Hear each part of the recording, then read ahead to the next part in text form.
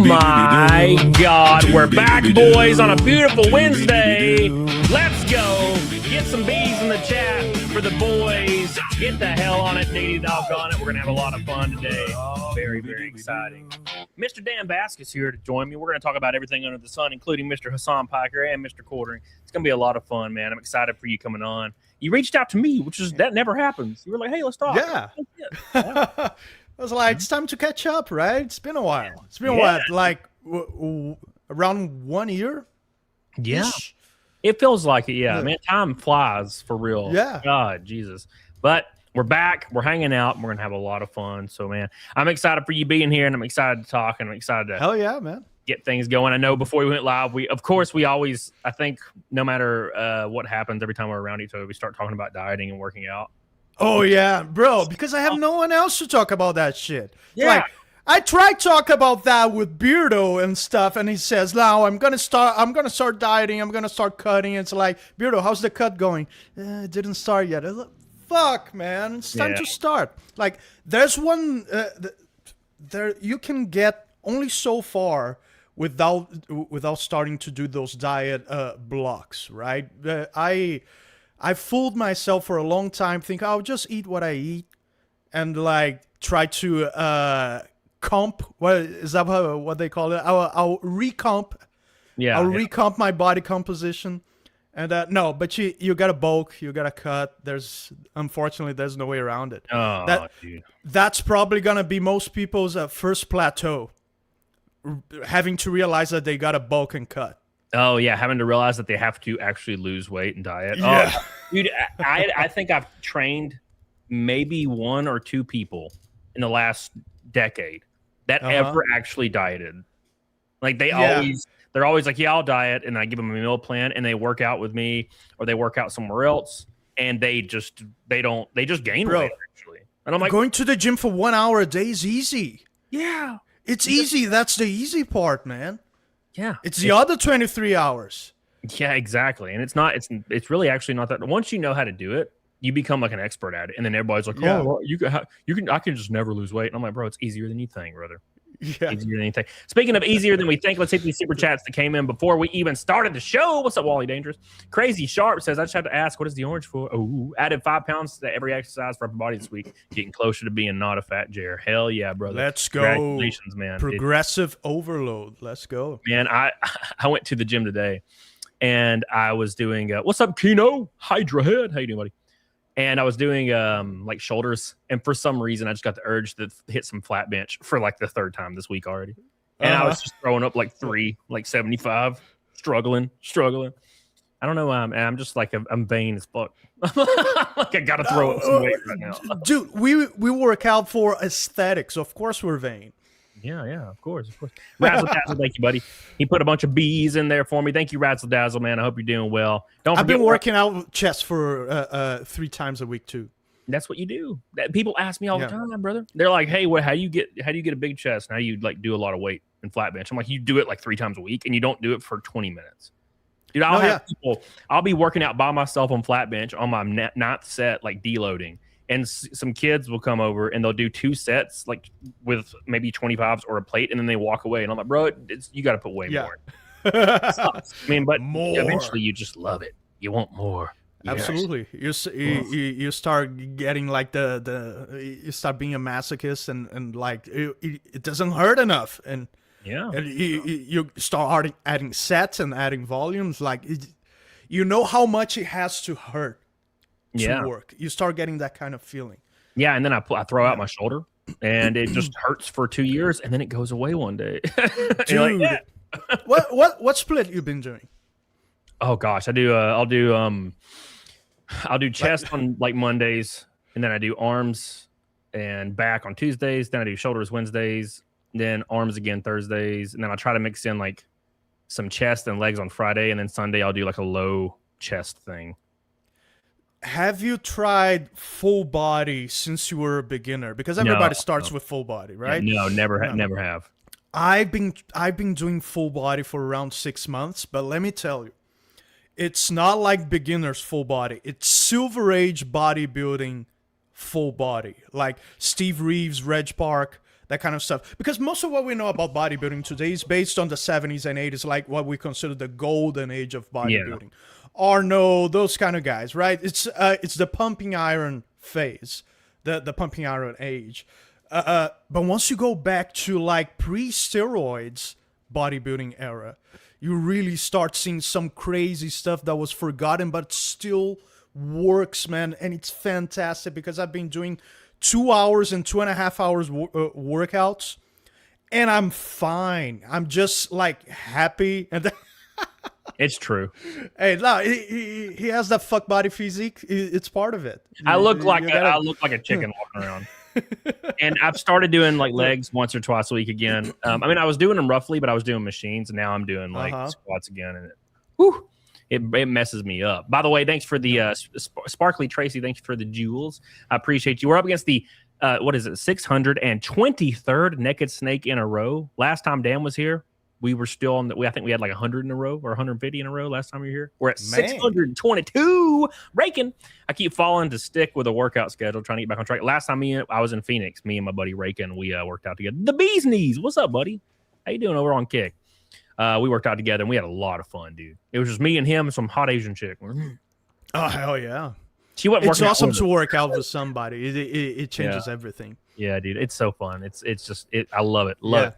All right, boys, make sure you guys like the show. We're going to jump in. If you guys read the title, the Quartering did a small crash out today, and we talked about that before we went live. Oh, really? Yeah, and then we're gonna pull up Flash's video because he kind of irons it out really, really well. Flash been on top of it. Dude, we were he was supposed to. So there was this weird time during this whole debacle, okay, where I was covering the hell out of it day one. And I remember I was on your channel every single day watching it unfold, and in the chat, fantastic work, dude. As I told you, it was fun, dude. It was a lot of fun. But I was like, okay, it's ran its course. I need to start talking about other stuff, and it didn't really, to be honest, it didn't run its course. But we were sitting there, and Flash texts me, and he's like, "Hey, you want to jump on my show and debate Jeremy?" And I was like, "Yeah, dude, fuck it." That day was crazy, man. Yeah, so he invited me, and me and him and Bering were sitting there waiting, and he just never joined, and he kept coming in the chat saying send the link, but he never would join. It was so weird. And like now today, he's like demanding to debate Candace Owens as if he would even accept that. Today? Yeah, today. He was like, I'll debate Candace Owens anytime, anywhere, unless I have to travel, then I won't. And I'm like, what? That doesn't. Damn. You just said anytime, anywhere, brother. The whole thing. The whole thing is like a combination of several things that align themselves. All the planets and the stars align themselves. Like it's an awkward, unlikable guy that got himself into a situation that, why I think this is super important? Because if a guy like the Quartering has that sort of pull with YouTube, like those little contacts on YouTube where he can call and have channels pulled out, Quartering has that sort of pull. Imagine the amount of countless other YouTubers that were not dumb enough to let it show that they have that power, but who do have that power. And we were like I always try to give a positive spin to everything. I'm a hopeless optimistic, but I think we're very lucky and fortunate with everything that happened, because Quartering showed us, he was dumb enough to show us that this exists, and this brings awareness to something that can really change the way we see YouTube, and it can change YouTube's history forever, because that brings down YouTube's legitimacy a fuck ton, dude. It's like, what do you mean creators? Some creators have that kind of power. That should not exist in any capacity whatsoever. It's like giving a monkey an AK-47. That's what it's like. Because if you watch any of his streams, this dude, look, I'm not trying to be a dickbag or anything. I'm not trying to like grill him. Absolutely. Hard, but he's extremely low IQ and you're stupid as fuck. That's what I meant. If a guy like this has that sort of pull, imagine like the Sun Pikers with Twitch and those kind of people who are actually smart to use that kind of power intelligently and unknowingly to the public. Yeah, and speaking of Hasan Piker, he flew too close to the sun. He thought he could go into other countries and for lack of a better phrase, collude with other countries that are, not in good standing with us. And now he's surprised that he's getting subpoenaed by the federal government. So what happened with that? I know nothing about this. Okay, so there's multiple things that have happened, but I guess this was like the final straw, right? So basically, I think it was last year. It might have been this year, but I think it was last year. Hasan Piker went to Cuba, and he was supposed to stay in like these government provided or government approved hotels and do things that are approved for any journalist to go into a country that doesn't have really good standing with us, And he did basically the opposite. He was talking to the Cuban government. He admitted the Cuban government facilitated his stay, wined and dined his ass, but he's hiding it behind the facade that he was just giving medicine to children, of course.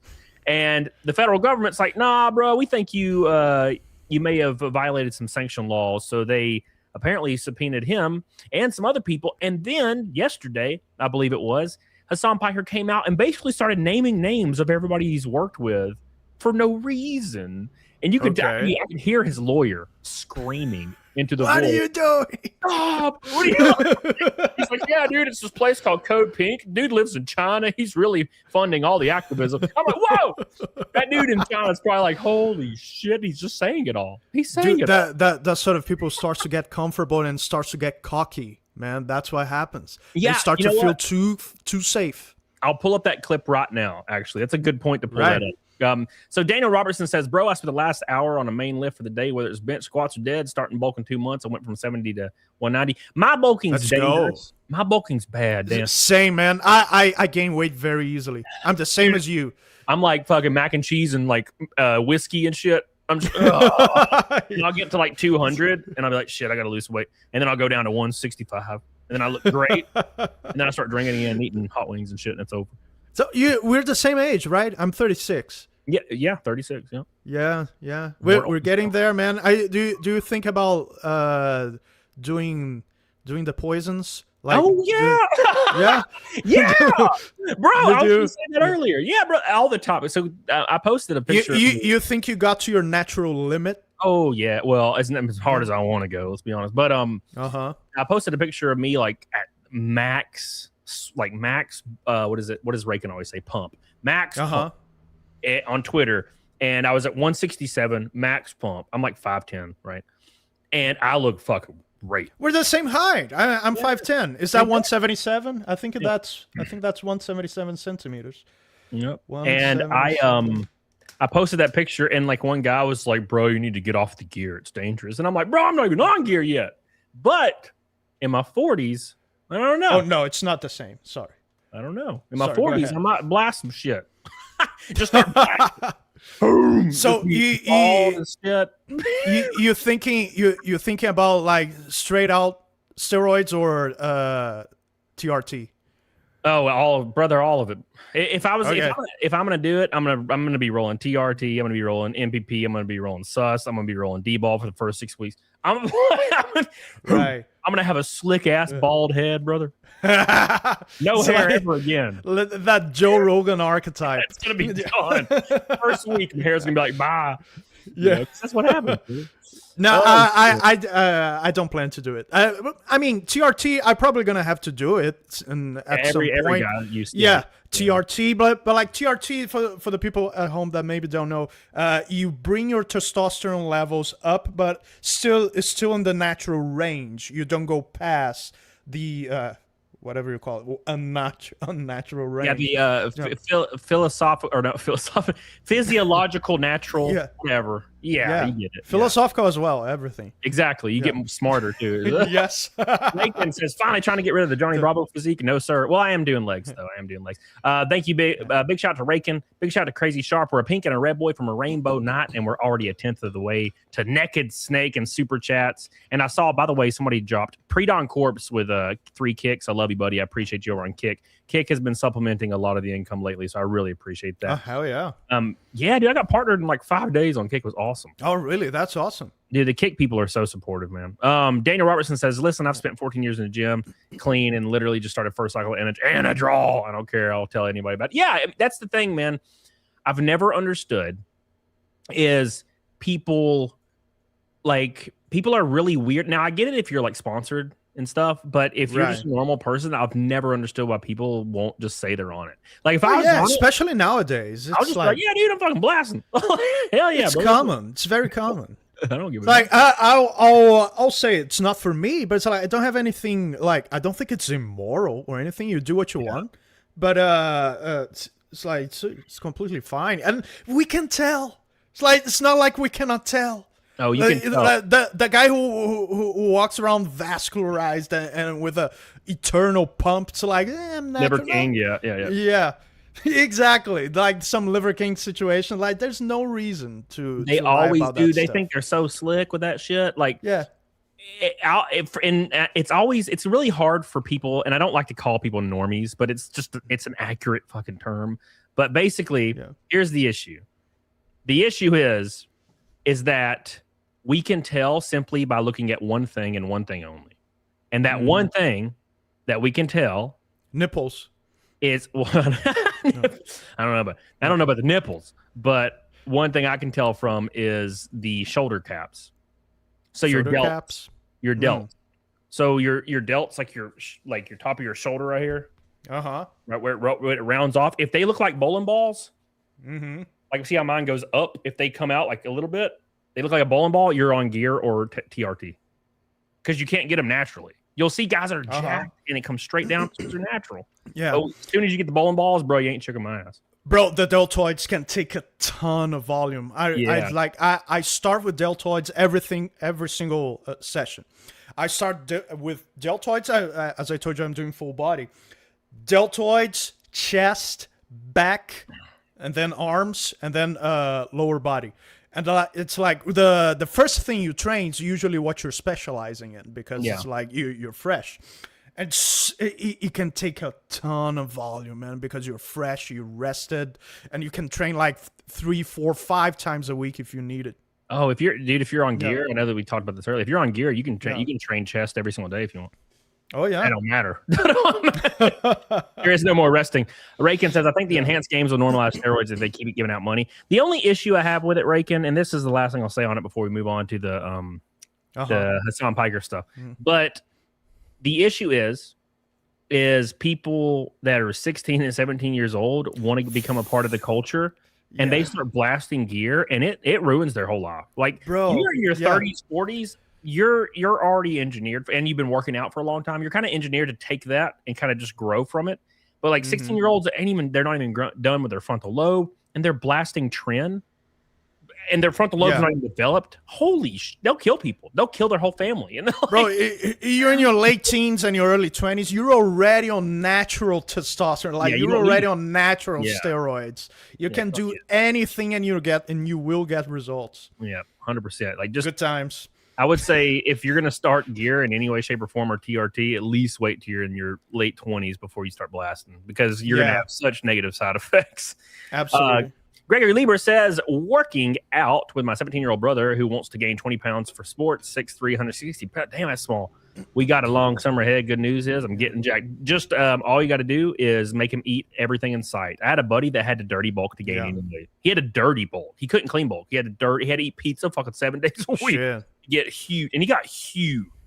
But as soon as he took a few weeks off the gym, he lost like 40 pounds. It's crazy. Holy shit. Yeah. If you wanna clean bulk and you have a hard time eating, you're a hard gainer and you need to bulk a lot and you want to do it clean, your best friends are gonna be honey and olive oil. Yep. Those like on the sweet front and on the sour front, those things like add calories to your meals like crazy. Like I always stack. I stack plain ass white rice, and I stack I'll stack like natural peanut butter. And I'll just take a spoonful when I go downstairs. I'll grab a spoonful, and I'll slap it in and go back upstairs. Yeah, that helps a lot. In those calories. Hell yeah, that's what it's all about. You got to get to the damn number. Anyways, do it. So if you guys are just now joining, we've been talking about Hasan Piker the last couple of days. Oh my Hasan God. Piker he looks sick. I mean, I think the last videos I saw of him, he had a little bit of more weight. His face was a little puffier. Now he looks like he has AIDS or something. He's really stressed out. So he's apparently allegedly been subpoenaed by the federal government over his trip to Cuba, where he, for lack of a better phrase, was colluding with the Cuban government, being wined and dined, partying, taking all their money. And apparently he hints in this clip that he was taking money from overseas to push activism himself in our country. I think that's the biggest thing. Is he keeps repeating this thing. He keeps saying that you can't stop Americans from doing activism. And I'm like, yeah, but you can't do activism against your own country while being paid by a foreign. That means you're a spy. There's literally a word for this. If you ever watched James Bond, he's a spy. So he admits to everything right here, though. I guess he's trying to get out from under it, but check this out. I think that ultimately the target is probably Singham and his operation. Why did he have to say this? From PSL to Answer Coalition to Code Pink, like anything that he has ever financed. And it's not new. It's been around for a while. But so he's just immediately starts dropping names. He's like Singham, who lives in China, Code Pink, who was funded by Singham. And also he kind of implies that he might be taking. It's obviously it's held through regardless, because it's ridiculous, right? It's totally fucking ridiculous to try and to try and stop the political advocacy of an American citizen. Yeah, but see, that's the issue. Is if me and you, Dan, we went out, we're gonna do some political advocacy, right? We're gonna hold some signs, we're gonna buy them, we're gonna print them off at Staples, we're gonna hold them, and we're gonna do what we believe in. Okay, that's fine. But if some weird corporation or movement in China called me and they're like, "Hey, we give you $50 million now," and I'm like, "Okay, cool," and they're like, "Just go over here and protest this thing in front of this building and take these secret payments from us." Suddenly, that's not as kosher as it was before, because now China is pushing activism in our own country. Now it means I'm just a damn spy, and that's apparently what he did. You know? Man, and I have no moral problem whatsoever with making actually open apologies to communism illegal in the United States and everywhere in Brazil.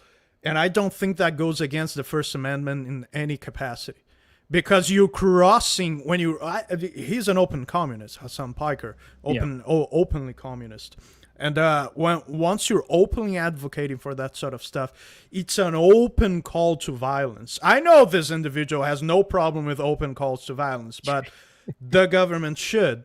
And you're advocating for it's not even a bad idea. It's the bad idea if you account for the numbers. If you judge by the number of body bags, it's the thing that killed 400% of what the little mustache man killed.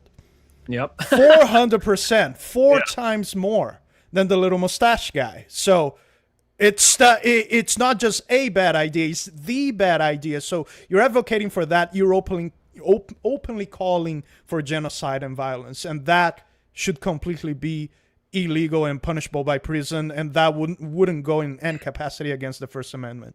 Well, Hasan has this thing where he will openly and angrily scream and call for the death for people, and then when he gets called out on it, he goes, "Oh, I was just joking." And I'm like, listen, I don't know if you've ever seen a stand-up act, but when somebody's joking, they're laughing, they're cutting up, they're making obvious satirical jokes, and everybody's laughing. That's a joke. When you just say, "I want these people to die," and then you end the stream, that doesn't sound like a joke anymore. And that's what he does regularly. But anyways, he just keeps talking about this Code Pink organization. Right. Roy Singham is an American citizen. He lives in China now, and he's a centimillionaire. I think he has almost $1 billion. Not sure how much money he has now, but he's been a funding vehicle for a lot of political movements in the country, a lot of activism, and they hate that shit. The American government hates that shit, so they're trying to jam him up. They're trying to hit him on anything and everything they possibly can. And keep in mind, he went to Cuba with somebody from this Code Pink organization. And also, I will put this out there. It's funny how people like Hasan Piker say, over and over, eat the rich, but then they're getting funded by a different billionaire. Yeah, it's Like, talking about billionaire friends and really cool. acquaintances and stuff. It's so silly. It's like no one believes you, brother. And it's the champagne socialist thing, right? It's I believe all these things until somebody gives me money.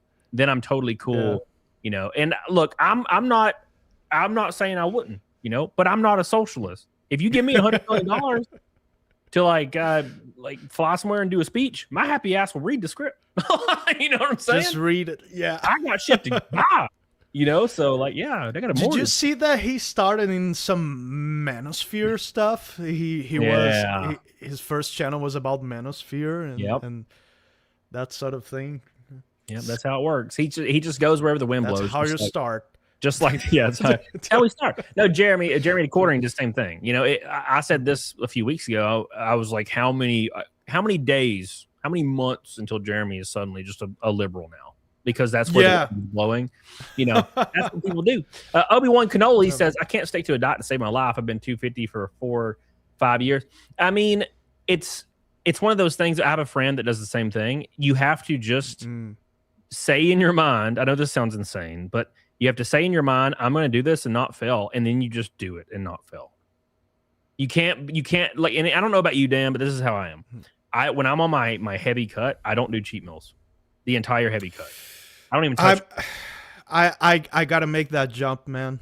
That's, I think I'm in a plateau in terms of getting shredded. Like I've been building muscle still at 36, but I hit a plateau of I cannot get my body fat lower, and I think I have to make that jump that you just mentioned. Just no cheat meals whatsoever. If I have one cheat meal or two, like one cheat meal every 2 weeks, I won't lose the weight I'm trying to lose. And I'm the same. I'll fail. Like I'll be like, I guess I'll have a few beers, and then like, oh well, tomorrow's Sunday, I could probably eat again and have some. No, and my cheat meals, you're probably the same. My cheat meals are like apocalyptic. Yeah, it's like I'll get a freaking whole ass pizza from Mellow Mushroom with the damn ricotta cheese and I will ruin the deficit of an entire week of 7 days in one day. Yes, sir.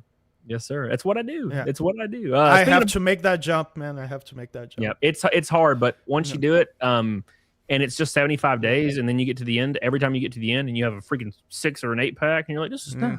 Yeah. I ruined it within a week, but it's still, at least I got. Speaking of that, don't forget, boys, we are up against the 623rd Naked Snake with the super chats today. And the gifted subs over on Kick. Cairo Lily is the top one for the week. Thank you, Cairo Lily. She's always rating me. I appreciate you. With the gifted subs on Kick as well. It's Pre-Dawn Corpse. Everybody over on the YouTube side as well. Crazy. My boy, Crazy Sharp is the top dog today. Beside Mr. Rakenite. Appreciate you guys. One red and a pink boy from a Rainbow Night, and that gets us halfway there. All right, let's continue. Carify, appreciate you, baby. So, leading right into this. So, we talked about this. We talked. Look at Tug Simp in here. Just who cares? You only live once. That's the whole point. Is you only live once. Yeah, exactly. I only live once. I want to spend a lot of it with fulfillment and looking good and respecting how I look and people respecting the work I put in. There's times hopefully that one life will be very long. Yeah, right? No, keep in mind, like 6 months out of the year, I'm very lax. Very lax. You know, like 6 months out of the year, I'm lax. But there's 3 months where I'm like militant. And that's all it is. And then I look great. And then I can kind of float that all the way until my diet starts in 7-8 months again. And I look a regular cut, maintain, and bulk like cycle, you would be cutting like less than 20% of the year. You would say, more or less. Yeah, and it's pretty fulfilling. It's like I did something hard. Yeah, you feel like a badass. You feel like a badass. Marine X says, I went cold turkey on soda and juice and no more than 4 ounces straight bourbon. Hell yeah, brother. I've lost 13 pounds so far just in 2 weeks, plus 16.8 fasting. Yeah, dude, that's a big deal. Hell yeah. That is a big deal, brother. Soda is the worst possible thing. I haven't drank a soda since I was 17. I do put a little bit of Coke Zero in my whiskey, though, so I get it. Okay. No, zero sugar soda is your friend once you're starting to diet and you're new to it, and it's like you get the cravings. Bro, zero cal soda is your friend. That's the way to go.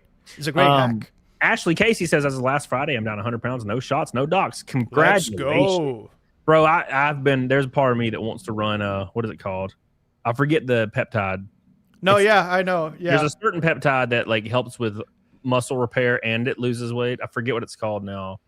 Anyways, that I've been wanting to run that for a long time. I'm very conservative in that kind of that kind of stuff. Like every time something new happens, I like wait like 10 years. Yeah, now, to be fair though, bodybuilders have been on peptides since like the 70s apparently.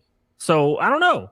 I don't know. But in my 40s, like I said, if I'm 42 and I'm running 400 milligrams of test, MPP, Debo, sus, and then start running peptides the last like 8 weeks or 4 weeks. A machine. Yeah, but I'll be bald as hell though. I'm gonna be bald as hell. I'm ready. Probably. Like that archetype, the Dana White, Joe Rogan archetype. Yeah, you can't escape it. Random Unbreaded Commenter says easy lose 40 pounds of Ricada diet. Just do coke. That's for sure. That's for sure, man. He was always telling people, I just stopped eating as much, and I was just sitting here on the sidelines like, I know, man. You bastard! You're tricking everybody. It's like, all right, let's go. It was funny. We always joke about that. Protein and fiber. Protein and fiber will satiate you with like no calories. Well, yeah, dude. I ate a lot of low carb tortillas. Whew. They're like 30 carbs, and I'll eat like 1 or 2 a day, like with some low fat cheese on it. Oh man, it's all right. This is some a combination of clips of Hasan Piker wishing death on people, just to just to show everybody that he totally does do this. And what a nice guy. His chickens are coming home to roost, apparently. Property owners who have properties there choose just not to rent it at all. Yeah, kill them. Kill those motherfuckers and murder those motherfuckers in the street. Let the streets soak in their fucking red capitalist bloods, dude. Left wing. By the way, he's a multi-millionaire. He has supercars. He has $10,000 t-shirts and tennis shoes, and he's telling landlords that may be struggling somewhere in like Manhattan to upgrade their facilities. Now they're in danger of losing it to the government because of what Ma'am Danny's talking about in New York City. And he thinks they should drown in their capitalistic blood as he drives around in his Porsche GT3. Yeah, we totally believe you, brother. We totally believe you. And I also want to know, surreal. What's the punchline in that? Because he said he was joking. Every time he's done this, he says, waiting for the punchline. Yeah. Dave says, look, dude, it's easy to be a socialist when you got millions. Isn't it weird how every single kid that grows up in extremely upper middle class or like upper class wealth, they all become socialists? It's like it's always a socialist with other people's money, not their own. Exactly. All right. Let's continue. Here we go. Where'd it go?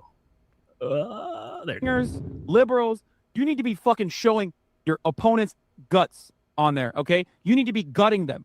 You need to be shanking these motherfuckers and letting their intestines just ride on stage. What the fuck is this shit, man?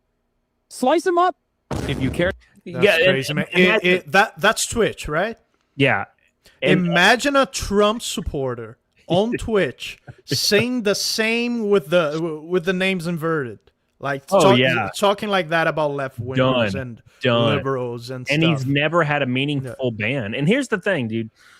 Look, in my opinion, it's not as extreme for me. Like I'm like, okay, he's saying some crazy shit, but you have to understand his intent might not be the same as the impact. There's people watching his show. There's 40,000, 50,000 people. 1% of those people are capable of violence because of their mental illnesses. Yeah. 1% of those people might actually do it. So you have 5 to 10 people that are influenced by these creators and saying it's enough. That's all it takes is 5 to 10, brother. And then it takes 5 to 10 of these guys. 9 of them can't leave their house because they have anxiety or they live in their basement. They don't have access to a gun. 1 of them does. And that's all it takes. Yeah. That's all it takes. I completely agree. I see where you're coming from. I will just add that I don't have a hard time whatsoever believing that he means that. Oh yeah, because the dude, it's a passionate proponent of the ideology that is responsible for the greatest genocides in the history of mankind. Yep. A dude that's openly and shamelessly passionate about that, that guy obviously is capable of wanting violence and perpetrating violence without a single ounce of shame. It's for the greater good. The whole belief exactly. structure, the whole ends justify it. Exactly. So my belief structure is morally driven. Therefore, people dying is totally acceptable in my worldview. Yeah. Right. Because you'll see people in every other like government structure, people on the right, conservatives, doesn't matter who it is. Right. They will never advocate. I mean, generally speaking, like the government structure won't advocate for death, but there's fringe groups that will. But generally speaking, like if you're a conservative and somebody's like, we should kill this guy, like a conservative would be like, no, what the hell are you talking about? Are you crazy? Yeah. Stop. Like death is not that's never the answer. People on the other end of it, though, normal ass people in mass, when Charlie Kirk was killed, there was hundreds of accounts getting banned off TikTok because like 18 and 20-year-old white women were dancing and cheering that he died. Normal people. Bro. Dude, I scrolled on my normal Facebook, my stupid ass personal Facebook. I was scrolling down at the day he died. There was people on my friends list like being like, I'm so glad that racist piece of shit is dead. And I'm like, what the fuck? These are normal people saying this. Yeah, so, normal people. Yep.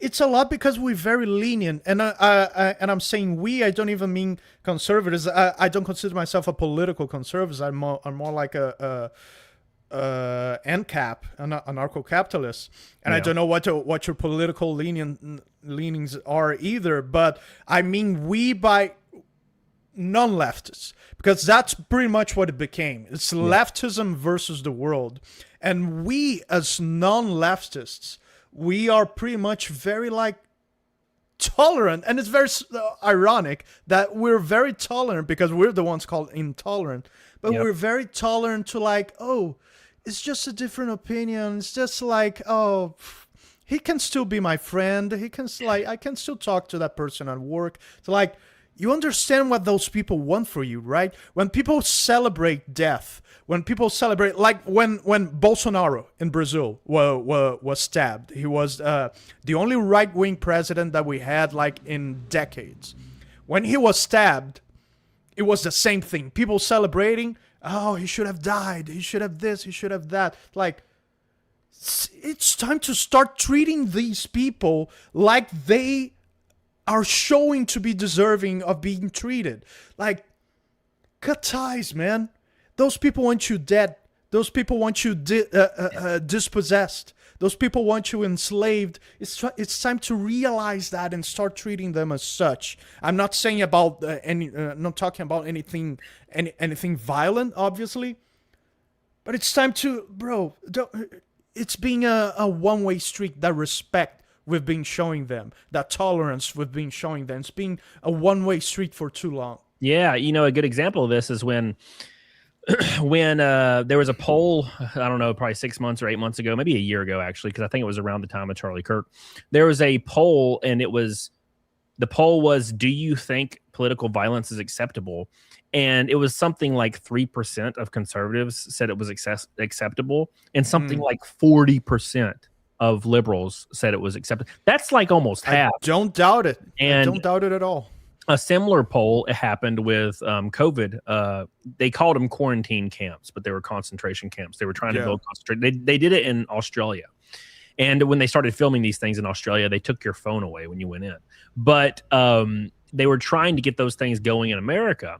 And a poll was ran on, do you agree with people that that are not vaccinated be put in quarantine camps, concentration camps? And it was something again like 40-something% of liberals thought they should be put in concentration camps. It's like insanity. Great idea.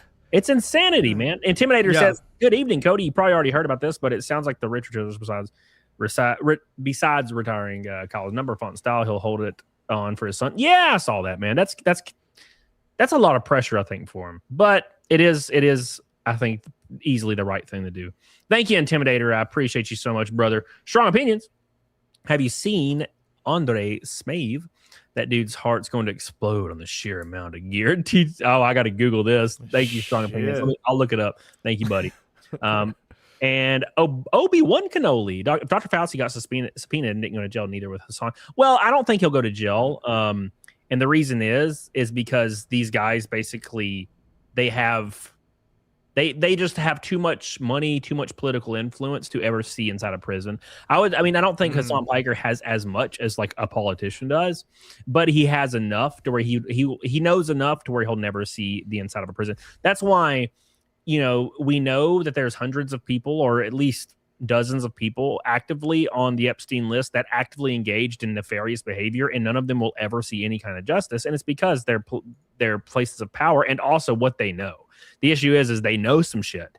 And although things might be terrible, like the things they done might be terrible, they could easily roll over on other people. And these politicians and or studio executives and stuff from Disney and shit, they're not going to let that happen. So anyways, this is Andrew Smith. Yeah. Holy Andre shit. Smith. Look at it. Look at that bald head. Yeah, you see the shoulder caps? Woo. Damn, man. For a second, I was like, wow, nice Photoshop. It's like, what? No, he's a monster. Now, to be fair, there's a guy at my gym that looks about like him, and he has hair, which is the weirdest thing. But no, yeah. If gear isn't going to kill you unless you blast it 24/7, like 365 for 15 years. Yeah, it's like, do it safely with a doctor. Do it right. You can come off of it. And you'll be my gym is very it's very a family gym.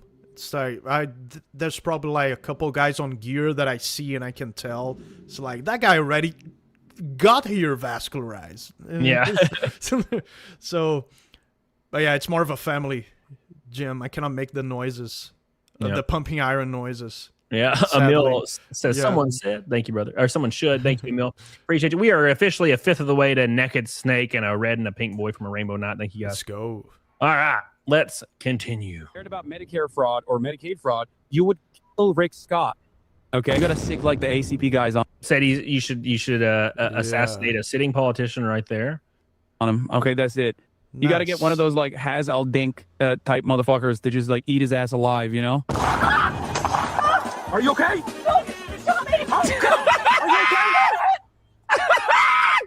Echo 781.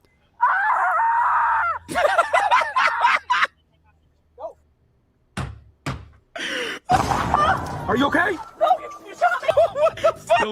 Still good. Keep in mind, this dude is literally losing his shit and laughing in pure joy from someone getting shot.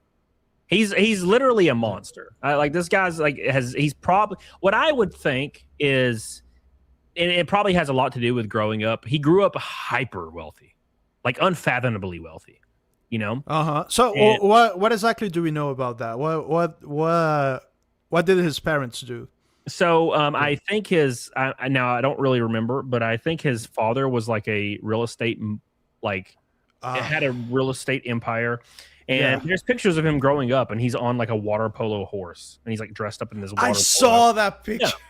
Yeah, and he always would lean on the fact that he's like, oh, my father lost all of his money when I was growing up. No, his father apparently lost some money when he was already graduating from college. It never affected him. Okay, it was already baked into his entire personality, and I think he's unironically like a sociopath. Oh, absolutely. He's a psychopath. Like he doesn't actually feel anything for anybody. And absolutely. It's so easy for him to call, because that's like a dangerous combination, right? It's somebody that's overtly a communist and also is a psychopath. I would say it's a requirement. But it's sociopaths are not that uncommon. I think I think it was Jordan Peterson. I remember seeing a video of him saying that it's like 1% of the population, 1% of the world. Yeah. Yeah, look, I'm not like wealthy, okay? I grew up in a trailer park. I don't know what the hell it's called. What is it called? I don't know. Some fucking gay horse. I saw the picture. Know. Like, I grew up in the trailer park. We ran from the Rottweiler. That was our fun. And if he bought you, it sucked. If he bit you, it sucked ass. I'm Brazilian. I just want clean water. What do you mean you don't know what this is?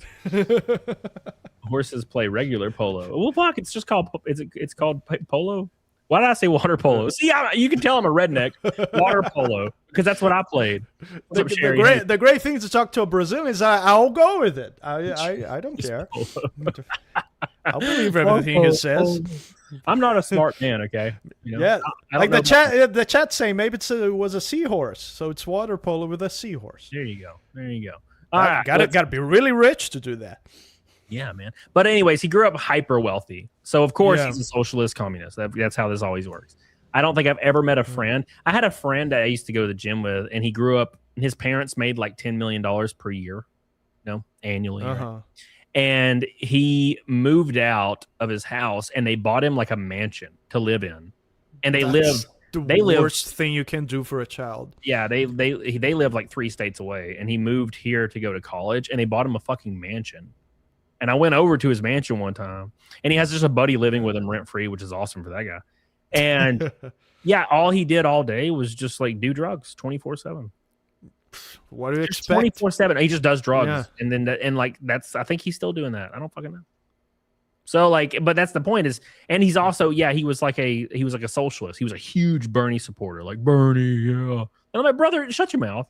That's crazy, Shut your mouth. man. Your parents, Yeah, are giving stuff for free to your kids, to your family and stuff, even like a family that's not children, man, that's some of the worst thing you can do. Of course, there's emergencies and stuff and special occasions, but man, hopefully I'm building some generational wealth, right? Oh, that's what I'm trying to do. But self-hating rich, man, exactly. But man, I'm gonna make my kids believe that we're broke as fuck. Yep. That's what I'm gonna do. Like I'm gonna cosplay the Porsche for my kids. Thank you, Billy. Yeah, no, 100%. That's what you do. That's what you do. That's what you got to do. All right, let's To continue. not ruin them. Yeah, exactly. Yo, that still bangs, dude. Yo, that's funny as. Hassan Nasrallah was Why is assassinated. he so gay, man? Wait, what'd you say? Hassan Nasrallah. Who's that? He's the leader of Hezbollah, the general secretary of Hezbollah. Do we like them or no? I don't have an issue with them, let's just say. What? And they're coming in. Do we like these people? Are so they're gay. They're just so gay. Like it's like, oh, do we like them? I need to like ask the political expert in the corner if we like them, so I can be mad or sad about something that happened that I don't care about. They're all like, it's all just bullshit. None of it's real. He talks like a valley girl, exactly. Yeah, This is Max Stellar. 100%. He's a valley girl. He's 100% Hot with guns. Yeah, but you have to understand this is a deterrent, right? So like their goal is to film it and show it to the world. So like other companies literally are like, okay, we're not going to use the trade route anymore. All of a sudden, if you don't use the trade route, trade gets more expensive for the West. Lying is even more OP than it's ever been. Hasan's literally tweeted a picture of the same 3D printed gun that was used to assassinate the former Japanese prime minister. And he did this to a United States senator. You want to see a Houthi musical? Sure. These were the people that the Saudis were killing, by the way, just so you know. These musically gifted individuals. Yeah. Okay, I'm sorry. I need the money, guys. I'm gonna grab my food. This guy right here is like, what the fuck am I watching? This is a 3-minute video of. What do you mean a music video? No. They do like What is they do this? musicals. They're very musical people. Are No, you being serious? I love this It's guy. called Ping Pong. I don't know who this guy is, but I love this clip because this guy's like, are you fucking kidding me? Yeah, Are you fucking kidding me? he's realizing some things right now. It's like, wait, you're just like an openly a terrorist supporter. That's what you are. Yeah. That's what you are. And he's like, oh no, dude, just give me subs and money and my Ferraris. I'll be totally fine. That's what he wants. He wants Ferraris, you know. And look, I do too, Yeah. but I'm not saying that I support terrorists. Come on. Yeah. Dog, what do you look? You think I made This this? isn't music. I know they're singing, but I'm seeing just guns and shit. This isn't a music video, Hasan. No, it is. They do musicals about like their Oh my God. like their actions all the time. They love walking over. They love walking over like the American flag, and they will always like march on it. Bro, are we about to have a hoot? It's So just- Hasan it's Stuck propaganda. is trying to sell those guys to that friend, and the friend was like, "What the fuck, dude? What are you Yeah. saying?" It's just straight. He's like watching a propaganda video, and he's like, dude, this is a great Yeah, it's music like video. when you bring someone from outside of the bubble to your like delusions, and when you've been inserted on them for so long, and that's normal to you because you've been desensitized, you start getting those kind of reactions. And once you're a radical and you start getting those kinds of reactions from people outside of that bubble, it's like you start projecting your radical beliefs onto them, and now they're the radicals because they don't see the bubble the way you have, so they don't understand. They are evil and that sort of stuff. That's a recipe for radical disaster. That's what happens. 100%. The Rebel on stream? Yes, brother. What do you mean, dude? This is fire. This is exciting. I'm excited. Does he know what One Piece is? Luffy. Luffy? Yeah, he said he's been watching it since he was a kid. No way! Yeah. That's sick. Yes.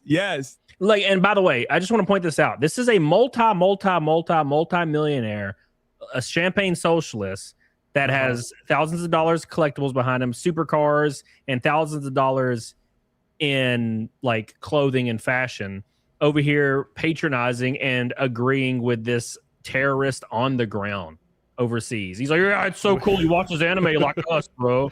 Talking to a terrorist about anime with a translator and everything. In the safety of his like $1 million mansion in LA. Like, God, these people are so gross. So gross. Imagine sitting in a mansion in LA and just acting this way. Bro, like, why don't you just do what the rest of us would do and get cocaine and hookers? What the hell? Yeah. That's what I, dude. If I had $100 million, Dan, I'd be like, Dan, I'm flying you to Vegas. And let's go. Hookers for Dan. I'm not a ton of money.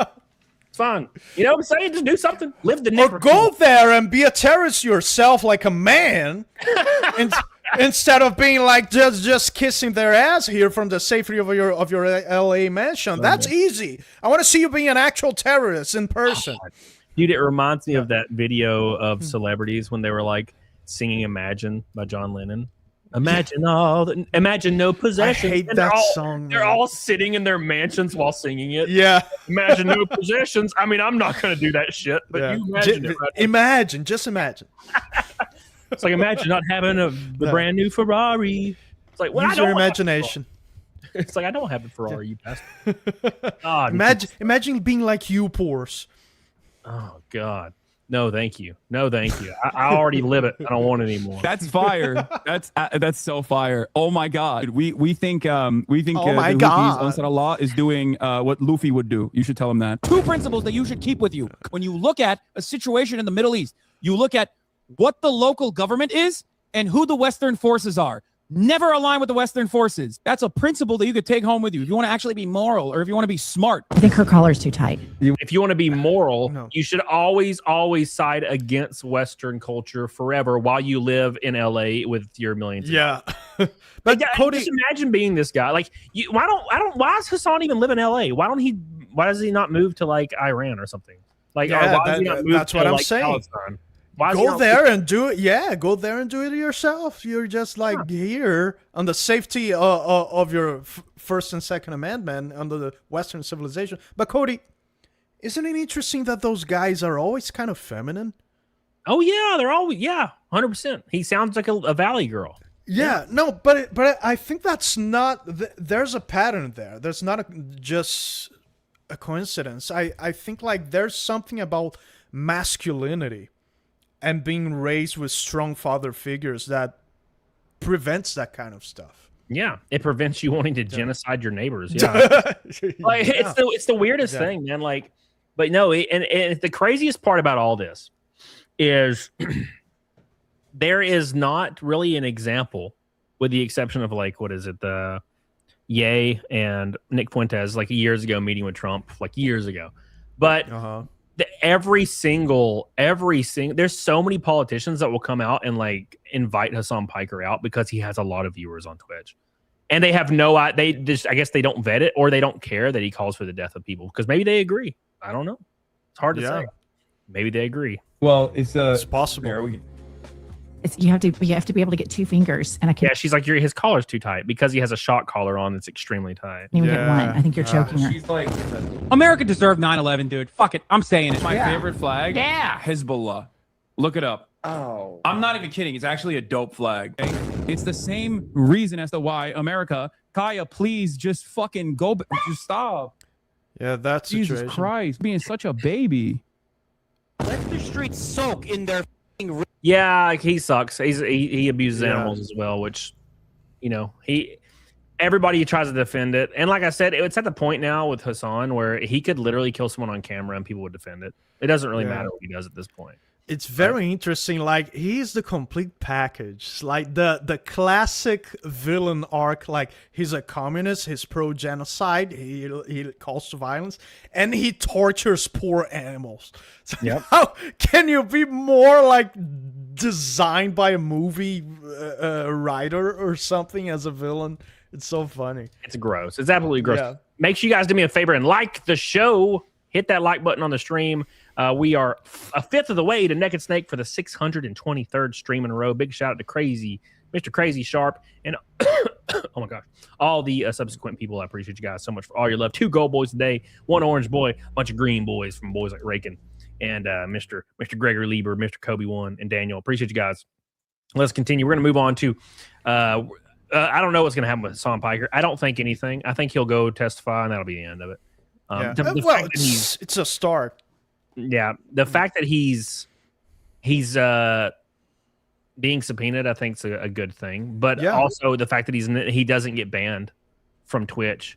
You know, people get didn't Tectone get banned from Twitch, like permabanned for calling Frogan fat? Really? Called somebody fat, it gets permabanned, and then you have people saying kill all these people, please, and they don't get banned. It's insanity. Yeah. So a worst case scenario for Hasan, what can happen to him from this? Like, you say you don't think he's going to be arrested, but being really, really, really like worst case scenario for him, what could happen? Worst case scenario, he loses a lot of connections, or the people that he flips on do something nefarious behind the scenes. And if that happens, that worst case scenario, that will look and reflect very badly on Twitch as well. Because Twitch not taking action against him, and then you have some action taken against him in some official capacity by the government or something, that reflects terribly on Twitch. Yep, 100%. And it's because, let's be completely honest, everybody knows what was going on. It's all connections and who you know. What's his name? Dan Clancy, the CEO of Twitch. Yeah. It's very, very like well known that he hangs out with Hasan and goes to parties with Hasan. And what probably happens is Hasan has access to all these young 22, 23-year-old Twitch streamers, and Dan Clancy wants to be around. And he wants to be, because he's an old ass creepy motherfucker, right? Yeah. There was a video where he scrolled on his own personal feed on like I think Twitch, and it was literally nothing but like girls in bikinis and like hot tubs. And I'm like, and that's fine if that's your preference, but you're like a 70-year-old dude and you employ these women. Yeah, that's the difference, right? So, anyways, makes a lot of sense. Yeah, dude. They hate when they aren't the fascists. Delusional. Thank you, Buster Brown. I appreciate it. Absolutely. All right, let's move on to Mr. Quarter Pounder. We'll cover this a little bit, and then we're going to talk about some video games. Maybe some more working out. And then I'll peel my shirt off for Naked Snake, and we'll have a great time. Ooh. All right, here we go. Where am I? All right. What did he do today? Oh, it's it's a classic stream. So Flash made a good video about it, and basically he just crashes out on stream. It's what we expect from the quartering. He's been on YouTube for decades, right? He's been on, I think, since the beginning, relatively. And he still doesn't know how to color grade his fucking camera. It is pretty unbelievable. He looks like a ghost. It's unbelievable to me. My first 6 months of being on YouTube, I moved to a DSLR. I learned how DSLRs worked. I learned what aperture meant. I learned what ISO meant, and I use only manual focus, so it's always perfect. Now, every once in a while, somebody will bump into it, and I'll not notice for 2 streams that it's a little out of focus. But other than that, it always is on point, and I always make. You using a DSLR right now? Yeah. Which one do you use? It's a Canon M50. Fantastic. And you use the Canon app? This is behind the scene boring stuff, but I just have to ask real quick. Yeah, well, I use what is it? It's called the There's a Canon app that you can just plug via USB, right? Well, I use it. I use a HDMI into a right. That's what I want to do, because I want to record. Here's what I want to do. This is actually interesting. I want to record my CRT. I have a CRT right here. Yeah. to record my CRT. I want to film it in 4K and stream it this way. That's how I want to stream my retro games. Yeah, that'd be nice. Yeah. But I need to do that setup that you're describing. Yeah, it's super easy. You get a dummy battery because the battery will die within an hour. So you just get a dummy battery with. So it doesn't overheat. Nope, I've left it on for like a week on accident. Have you? But what resolution do you do it? I'm pretty sure. Let me look. I'm pretty sure it's in 1080p. Yeah, I'm gonna do it in 4K 60. No, and there's probably Canon cameras that do that now, but this camera's old. Well, I have 3 of them, but they're like 50 or 5 I years. bought an R6, a EOS R6. Well, there you go. Yeah. I haven't tested that yet because my dummy battery hasn't arrived yet. But I don't know how it will react to, and it has to be 4K 60 because I want to show the scan lines and the whole the CRT thing, and it has to be 60 because like how the frequency of CRTs work has to be 60. Yeah, dude. I have a 20-inch CRT in my closet right now. Hell yeah! It used to be sitting here on my desk, and I would play like Resident Evil 1 while I had a video. That's the way. Had editing or something, and but it's so big that when I redesigned everything, I had to move my mixer over here, and it just it takes a lot of space over here. But listen, much love to people who play on emulators and people who play on Steam, old games on Steam or GOG, goodoldgames.com. But bro, there's no replacing a good old. I agree with that. Phosphor glow of the CRT, man. Yeah. Oh, thank you, Tween Truth and Heart. Yeah. Thank you, man. Capybara with 10 kicks. Thank you, man. I appreciate you. You're the top kicker today. Thank you. I love you. Appreciate you. Shadow is the top gifted subs of all time at 80. Thank you so much. Cairo Lily's that's a lot. Top of the week. She's the top of the week. So thank you guys. Yeah, we've been going hard for about 2 weeks on it. So I appreciate you guys. And we're a fifth of the way to Naked Snake over on the super chats on YouTube. And let me probably check Rumble, right? I should probably check Rumble. All right, okay. I'm just making sure. Sometimes I'll go over Rumble and there's like 3 $100 Rumble rants. I'm like, oops, I'm a bad friend. No, okay. All right, let's pull it up. Let's start it.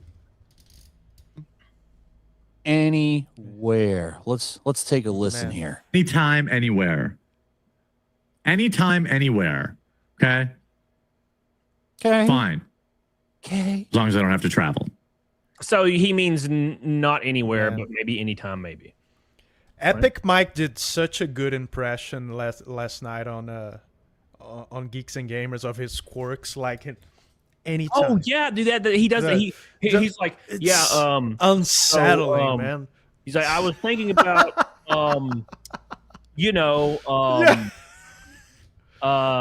X is like toxic. And I've been it's just not it's not helping, and I'm like, dude, that was 20 seconds. Yeah. You said one sentence. Yeah, it's like it's a combination of stuff, man. That thing couldn't have happened to a better person. Yeah. And what I mean by that, it's like a very awkward, dislikable individual, like that's easy to hate, because that's what I was telling you in the beginning. That needed to come out from somewhere. The fact that some people have that sort of pull with YouTube, and the Quartering was the perfect guinea pig, like to make that happen, because it's a guy that's like, it's almost good to hate him because he's so unlikable, man. He's so uncharismatic. Yeah, like he's awful. His personality is terrible, and the issue is like my kind of pull with YouTube, bro. Somebody did like a chargeback on me from 3 months prior of like several thousands of dollars. Super chat? And they basically I didn't even know that was possible. Yeah, they charged back to every super chat for like 3 months or something. I didn't know you could do that. Yeah, and now in retrospect, they didn't think it was going to affect me. They thought it would like affect YouTube. Right. So, like YouTube already gave the money to him, and that's going to come out from YouTube itself. No, YouTube did not do that. They just I woke up one day and my earnings said negative like $1,800. Fuck. And I was like, oh God, this is the end. So at any rate, so he probably did from his credit card. Right. That's probably how he did it. And I was talking to YouTube, and it took YouTube like 2 weeks. and a viral Right. post on X of mine for them to even talk to me. And then when they talked to me, they How told many me subscribers did you have? that 220,000, you know? And it took you that much yeah, to, it took me a while to get YouTube's attention. Yeah, and then finally when they actually talked to me, they said, "Oh, it looks like it's chargebacks." And I'm like, "I already know that. I've already learned that. I've been told that like 100 times by, an Indian guy." And they're like, "Okay, cool. Well, yeah, it's chargebacks." And I was like, "Well, can we do something about this? Because this is going to ruin my life." And they were like, "No. And if you email us again about it, we will not respond anymore." And I was like, Shit. "Holy fuck. Damn. That's my pull with YouTube." So what year was that? Do you remember? This was in December. Okay, so because when I first got to 100,000 subscribers, I believe it was 2018, 2019-ish. Yeah. You had access, you unlocked a chat that you could talk in real time to people on YouTube. Yep. So that's not around anymore. Oh, it is. They just told me they wouldn't. They basically don't tell you. It's an AI. It's problem. Yeah. It's basically an AI that doesn't tell you anything. It's Gemini that you're talking to. Might as well talk to Gemini on the browser. Yep. Capybara supporter just sent 500 kicks. Oh yeah. My God. Let's give him some doobies. Some doobies in the chat for my boy. Hell yeah. Thank you, Capybara. I appreciate you. Get the hell on it, doggone. Bro, that doobie-doobie-doo shit is genius. He says 10 kicks is the top. At least give me give you $5 also quarters of cocoa. Well, this is my first stream back. But thank you, Capybara. I appreciate you. You're now the top. Do you have a YouTube partner manager? Yeah, they didn't help me either. They basically just responded and said they reached out. And Yeah, that was I submitted. I applied to have one, and I got accepted, and I got one. But I couldn't understand a fucking word that motherfucker said. Exactly. Like he tried to call me, and we were trying to talk on the phone. It was the funniest shit ever because me, Brazilian, he couldn't understand me apparently either, and the quality of the call was super shitty. It's like, man, this is useless. Yeah, they called me. I had a partner manager for a long time. I still think I do. I just don't ever talk about it. But he called me on the phone. Same thing. He called me on the phone, and he was a straight up. And look, I don't have any problem with this, but I just can't understand what the fuck you're saying. It was a straight up Indian dude, like exactly hardcore Indian. And I'm like, bro, I have no idea what you're saying. I'm sorry. I'm so sorry, brother, but like, you are not in, bro. And all he wanted to do was like, I can help you with thumbnails and titles. And I'm like, bro, I got to 100K because I already know like, do that. I got here already. Like, where's your channel, motherfucker? It was the stupidest Where's shit. your 100,000 subscribers channel? Show me. It was literally like, I can help you identify trends in thumbnails. And I'm like, are you fucking kidding me, brother? You're much better consulting with an online marketing specialist. Yeah. If you want to actually it's the learn silliest stuff. thing I'd ever seen. Yeah. Chai T says, I grow more radicalized against communism with every fat electrician or Nux video I watch. See the Berlin Air lift when allies fed a whole slate. Thank you, Chai T. I appreciate you. I've been watching some fat electrician shit lately. Thank you. Oh, hell yeah, man. That's not being radicalized. Like, that's the normal reaction. Yeah, normal. Yeah, that's the normal reaction. All right, let's continue with Mr. Pounder here. She set that precedent, not me. She's the one that didn't want to go out to Turning Point USA, so I don't want to fly to Nashville. What is going on with that? Yeah, he has a skullet now, by the way. He's kind of feminine too, right? He's super feminine too. I don't know what it is. You're right. You see the pattern? Yeah, something about it. There's something about and the thing is he does this thing, and I don't know if he notices it or if anyone else notices it. I'm sure people do, but he always demands to debate everyone. He demands to debate, and then when people accept, he just disappears, and then he'll go and make a status on Twitter that he's leaving Twitter for a week because he's overwhelmed. And you're like, what the fuck? Is his account still deactivated on Twitter? Yeah, but he's on another one now. He's on a different right. One, a burner account or no. like all out.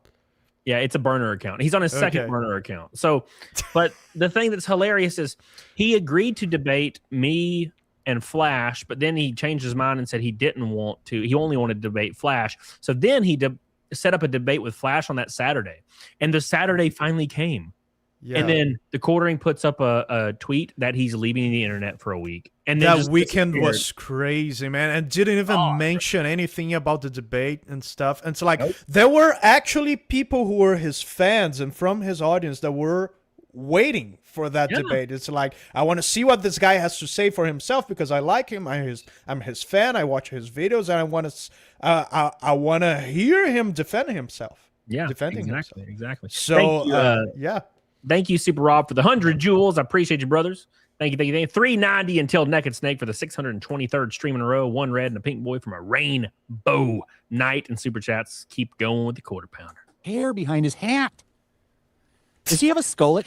Now, in case you don't know what that is, that's where you have a mullet, but you're balding, right? So he doesn't have a lot of hair under that hat. It's like the comb over thing. That's why he's always wearing the hat. But he's got the mullet thing going on in the back. Bro, just shave your head. Yep. Just shave your head. That looks awful, dude. She can come out to Wisconsin, or we can do it digitally. I don't need to do face-to-face. Online's fine. Why should she debate? Keep in mind he's flexing, so he would not actually debate her. He would run between run with his tail between his legs, and he would say he's taking another week off of Twitter if she accepted.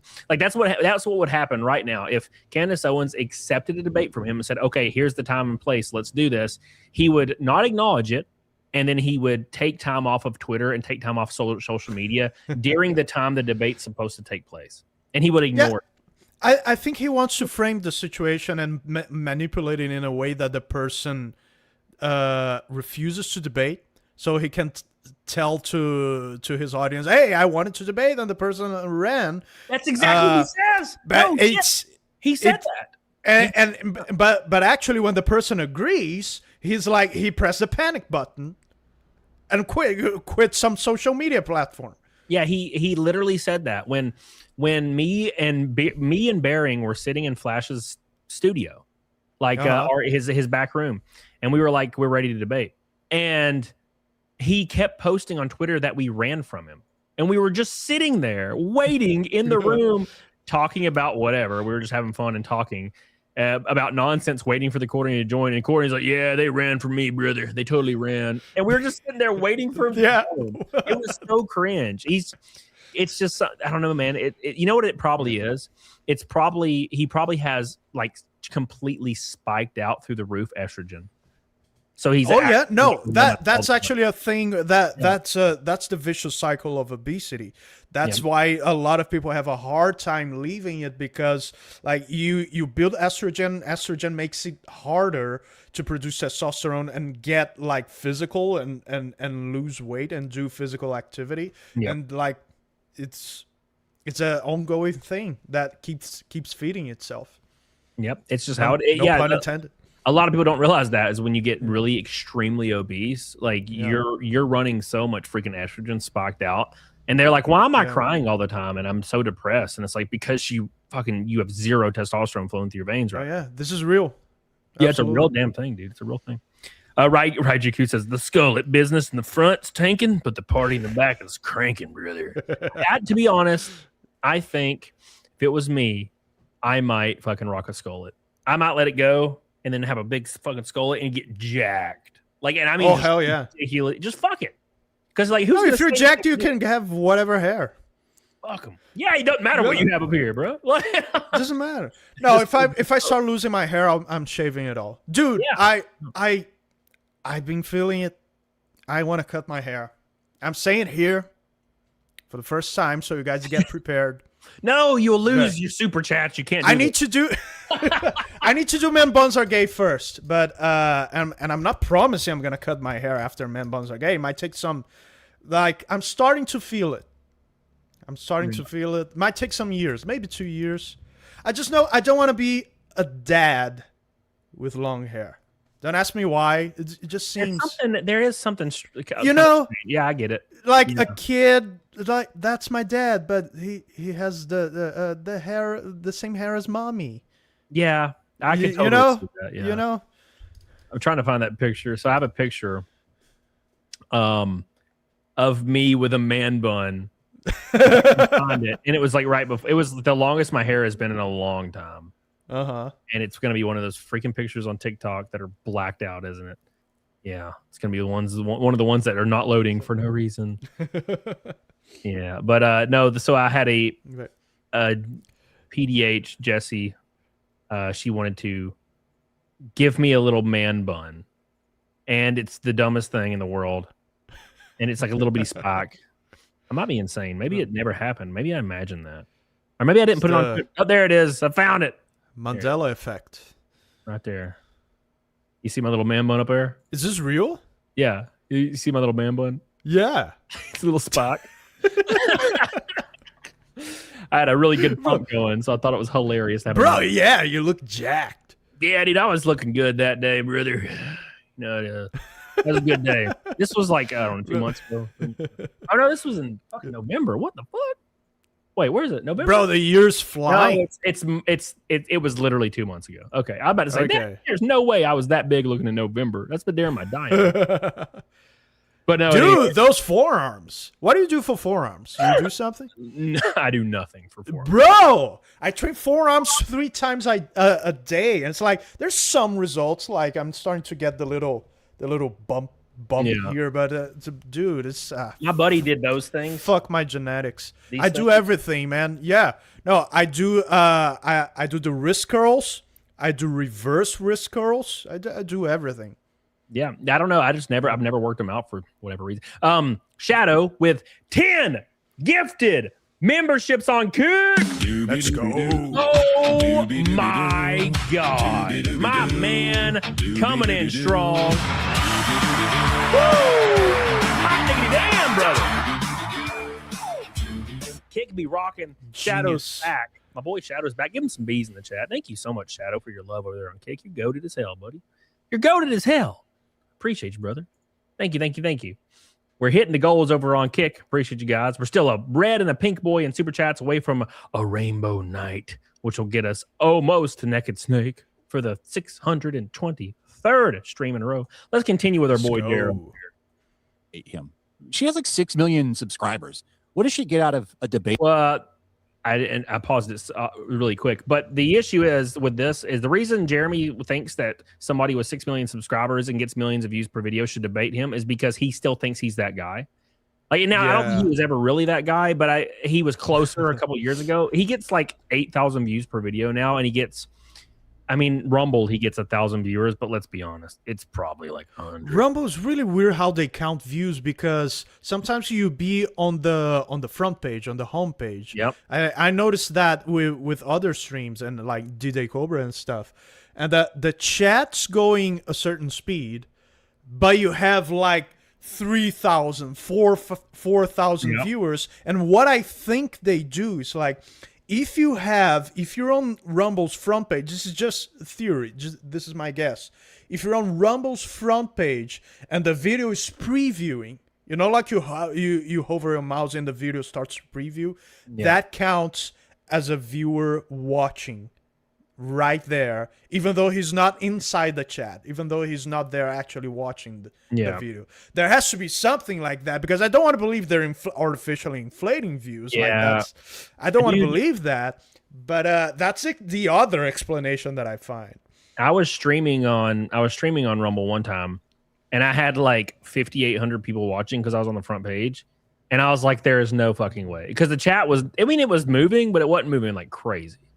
It was moving like as much as my YouTube with 500, and I'm like, something's wrong here. There's something weird about how what they consider a view. Minimal ever says every recent Jared clip sounds like he's dying. Well, dude. You know how fat this motherfucker is? Just look at him, dude. He's easily over 400 pounds. Easily over 400 pounds. And now I get it. He's like 6'4", 6'5", but he's still freaking. Dude, this dude's gonna die soon if he doesn't do something, and damage might be fucking done. I don't know, man. I have a theory. I think he overexposes his videos on purpose because of the raccoon eyes. The raccoon eyes. That's plausible. You know what? And it's because did you know he freaked out on me on Twitter because I said he had makeup on? So I tweeted out that he was wearing concealer. He looks like he has makeup on. Yeah, I tweeted out that he had concealer on, and it went everything I tweeted about him, everything went viral for some reason. It was always trending. Like that. I don't know why.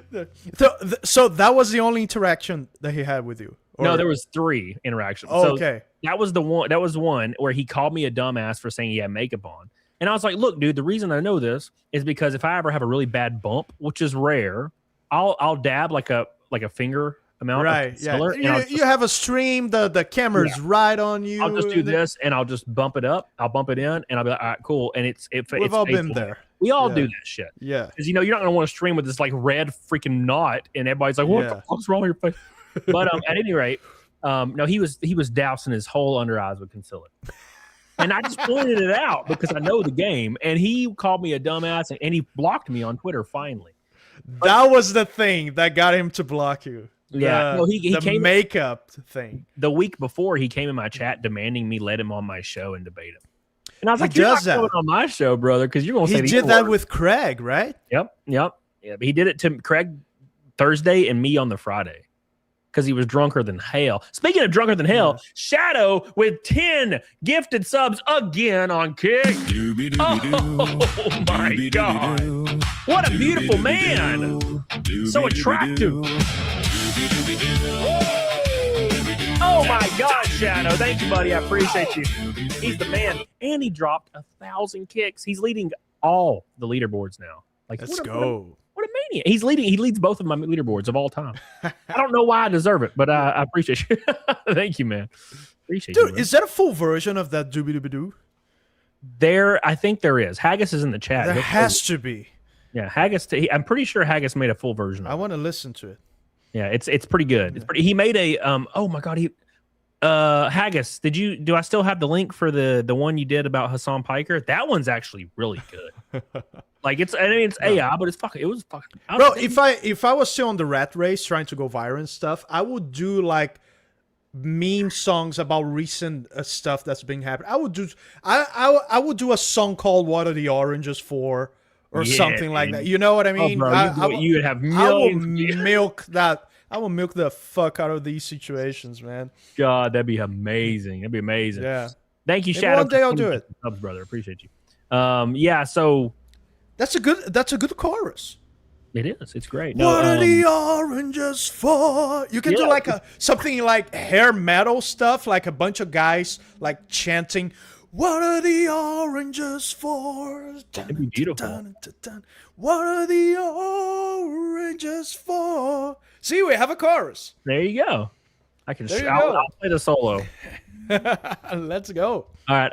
So I'm gonna play this for a second. This is the Hasan Piker song that he made the other day. Oh shit! It's real good. It's like he took a part of Hasan Piker just reading a script fast because he was like reading a comment in his chat, and it sounded really crazy. Here it is.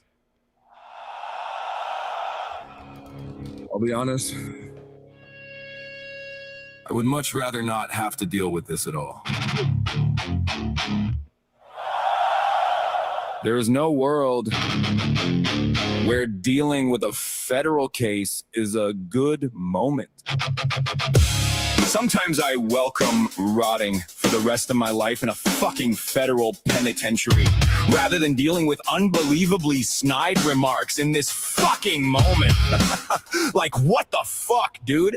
You're giving me advice about shit you don't even know if I'm already doing, and then you gotta backhand me with, bro, all you do is hang around Elon Musk's exes. Well, bitch, I did organize, and guess what happened? The government basically said, fuck you, go to jail!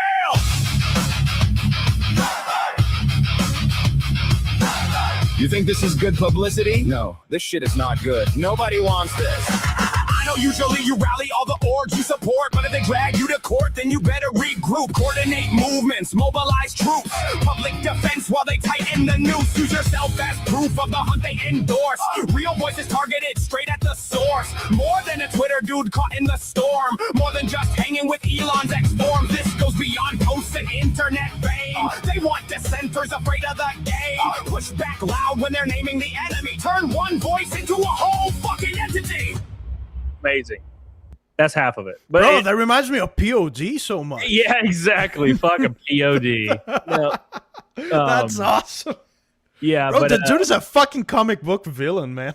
Yeah, and it's funny because he was reading a comment that said the chorus where he starts going fast. It was just a comment. It was like he was reading a comment in his Twitch chat, and he was like, "You should organize, blah blah blah," and it was beautiful, absolutely beautiful. Fuck. He needs to make a video like now. But anyways, let's move on to Jeremy again. I'm sorry, guys. I just got caught up. Yeah, we keep like talking about random shit. It's my favorite type of stream. Yeah. My favorite type of stream. Don't forget, boys, we are at 370 from Naked Snake for the 623rd stream in a row. Don't forget. What's up, Only Blasco Bulu? Is that AI, Carlos? Yes, sir. Yes, sir. Suno. Right. Good old Suno. Suno's awesome, man. It's great. All right, here we go. With the quartering. Other than she would get to call him out because he's constantly going after her. She's got nothing to gain. Now, she would gain an easy W for sure. I mean, everybody is making fun of the quartering, and rightfully so. So if she accepted and they did a little debate, he would either, one, not show up. Like when he ran from me, he claimed he was doing some kind of detox and then never addressed the fact that he ran from me or tried to dox me. He would just run from her. He doxed him. If you yeah, he did dox him. Yeah, he posted his name and a picture of his face. Yeah, it was already like public. You know, it was kind of already public info. But he thought he was doing it. So the quartering will do this to everybody as an intimidation tactic. What's the legislation in America around doxing? It's like something. I don't necessarily. In Brazil, we can actually sue people. Yeah, I don't. Well, I think you can sue. You could sue somebody for anything in America, but I don't think it's technically illegal. But at any rate, like a very old school troll tactic is they'll post your full name. So like when I first started streaming, everybody already knew my full name because I didn't care. I was like, yeah, because there was like a little plaque in the back of my like streaming setup that had my name on it. I didn't give a fuck, never cared. But people would think they're like smart and they'd be like, oh god, I know his name. So they would just come into my chat and they would just copy and paste my name because they wanted to like intimidate me. It was intimidation. Like, yeah. Well, I know your name, bro. You're fucked. And I'm like, what the dude? I know and I remember like I would respond to it and I'd be like, why are you posting my name in the chat, bro? I was like, everybody already knows my name. And then they would stop because they're like, oh, I guess that doesn't work. I'm like, yeah, I don't give a fuck. And I don't mention my real name online, but some people find out through whatever means. Like there's some people really dedicated to the art of internet research, or stalking. But and find out, and it's always like it feels. I'm not like you in that regard. I care very much. I protect that. And it feels like bursting a personal bubble somehow. It's like when somebody recognizes me on the street, hey Dan, and then it's like I feel comfortable, I feel cool. But when somebody greets me, somebody that I don't know greets me by my real name, I get a little bit freaked out. It's like yeah, exactly. It's spooky. It is spooky. Yeah, and but no, people have been. They used to do my address all the time, and all that. You've been swatted, right? You told me several times. You told me last time I was here. Yeah, it was the same guy like swatting me every time. It was crazy, just the same exact guy. Billy Hatcher says we need a new camo 321 AR Nascar son. Oh shit, we don't need that shit, Billy. We don't need that shit, Billy. Thank you, Billy. I appreciate you. We got about a little over. No, that's not right. That's not bad math. We got a little over 30 to 45 minutes left. That is wrong math as well. Don't forget we're 370 from Naked Snake for the 623rd stream in a row. Don't forget, love you, and big shout out to Shadow over on Twitch for being for being wild. Dan's real name is Daniel Vasc. Yeah. Yes. You got me. Yes. I like how sometimes people will react to my songs and try to call me Dan Vasc. Try to pronounce it real hard, in a weird way. It's like, I made up that name for you Americans to be able to say it. Just say it however you want. Yeah, that's easier. That's what I would do if I was from another country that had like interesting names. I'd be like, yeah, my name's Pete. Yeah. Just don't worry about it. Yeah, exactly. Okay. Let's see what we got. Mentioned in his comments or in his chats that he did that, he would just ban you. Offered her $60,000 and she refused. Do you think she feels that confident about her position? I feel confident about my position. What is your position? No, I don't even I don't even think he has one. He has whatever way the wind blows. That's Quartering's position. I feel 100% confident in my position that Candace Owens is a fraud, liar, grifter. You are all of those things. Man, he's so feminine. He's not only is he extremely feminine, he does this thing called projection. So he always claims he'll call people what he is. He used to call people cucks, by the way. So what happened? The whole reason this all happened, Dan, and I'm sure you know, but the whole reason this happened. Let's scroll back 2 months. So the Kino Casino guys were calling Jeremy a cuck all the time. Yeah, that's it. And that was the thing. That was the thing, and they claimed, you know, they found one of his like buddies from his Discord, and his buddy was in all these Reddit like subreddits for like cuckoldry, and he was a bull, so he was on the other end of the cuckoldry, so he would bang the wife. And they found the guy, and apparently hung out with the Quartering all the time. So they're like, "Oh, the Quartering's a cuck, and this guy's his bull." And once this information came out, that's when the Quartering started striking channels. Like every day, he'd strike a new channel. Every day. That was the thing that flipped his shit, and that's very interesting. Like that's the gossip part of the story, and it's interesting. I have nothing against it, but that's very interesting. That was the thing that made it flip his shit, because all the stuff that they were like talking shit about him before, that was heavy stuff too. Yeah, for some odd reason, this was the one thing. But that was the one thing that he was like, enough. It's almost as if it was true. Hey, almost as if it was true. It's plausible. Yeah. So that's why this all started. And he used to, if you watch his early content, he called people cucks all the time. And he calls people lazy now. He calls people liars. He calls people frauds. He calls people grifters. And everything he says he's always talking about himself. And it goes even further. He'll be talking about a channel that's dying on YouTube, and he'll just start talking about his channel because he doesn't know how to not just talk about himself. Yeah. Even in derogatory ways, which was really a bad trait to have. Yeah, talking about like shitting his pants and stuff. But you know what other interesting pattern and another interesting phenomena that I noticed, Cody, is that how this like accumulated and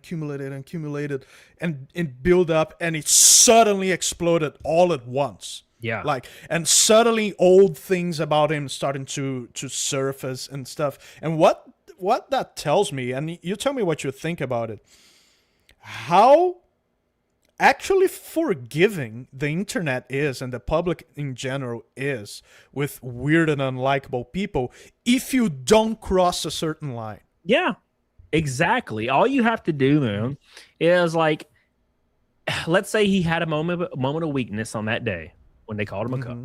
You know, they're like, okay, you're a cuck. And he's like, I had a moment of weakness and I freaked out. Okay. And he struck the channel. Now, it would have been hard. Trust me, I fucking know this personally. It'd have been hard, but make a post. Like, look inside yourself. Don't do it because you feel forced. Look inside yourself and be like, man, I fucked up. I had a moment of weakness and I fucking crossed the line. I apologize to these people. I'm doing everything in my power to rectify this right now. And I'm reaching out to these people to try to help. Like, I'm an asshole. Fuck this. I'm stupid. I can't believe I did this. And to be fair, if he would have done that, now, to be fair, it's kind of hard to say because he did the ultimate sin. But even that being said, if he would have done that, likely this stuff would have went away like 3 weeks ago. Yeah. But granted, he makes it work. See, it'll start to finally go away again, and he'll fucking do something stupid again. Right? Exactly. John Main says you're on the YouTube feature with the stream. Well, hell yeah. Let's go. Finally. What's up? Some good fucking food. Billy, we do have a lot of people watching. I appreciate you guys. Billy Hatcher says him being called a cuck and getting upset makes it true. And Kino triggered him so hard over that one word. Thankfully, he's not DMCA channels right now. Well, I think, you know what I think about that? I think the reason he's not DMCA channels, I don't think he DMCA'd him. I think he actually struck them for like harassment. I think the reason bullying and harassment, or nudity or sexual content, because YouTube doesn't check; they just fucking strike you. And if you have an internal contact, it's like, who knows? It takes like a week to get it back if you have an internal contact. You know, because I got one of mine removed like a month or two ago, or 3 months ago now. I don't know, and it took me like 10 or 12 days to get it back. No, but I mean, with Quartering having an internal contact flagging shit for him. Exactly. Like, It's like instant. it's like who knows what things they bypass by doing that. Exactly. It's because he has old school connections, you know. Billy Hatcher says being called a cuck and getting upset makes. Oh, I already read that. Sorry. Yeah, he's not. I don't think he's DMCAing people, but I don't think he's doing it right now because I don't think he's getting super drunk and getting on social media. I think his biggest drawback was he would get drunk and then he would go to Twitter, crashing the fuck out on everybody.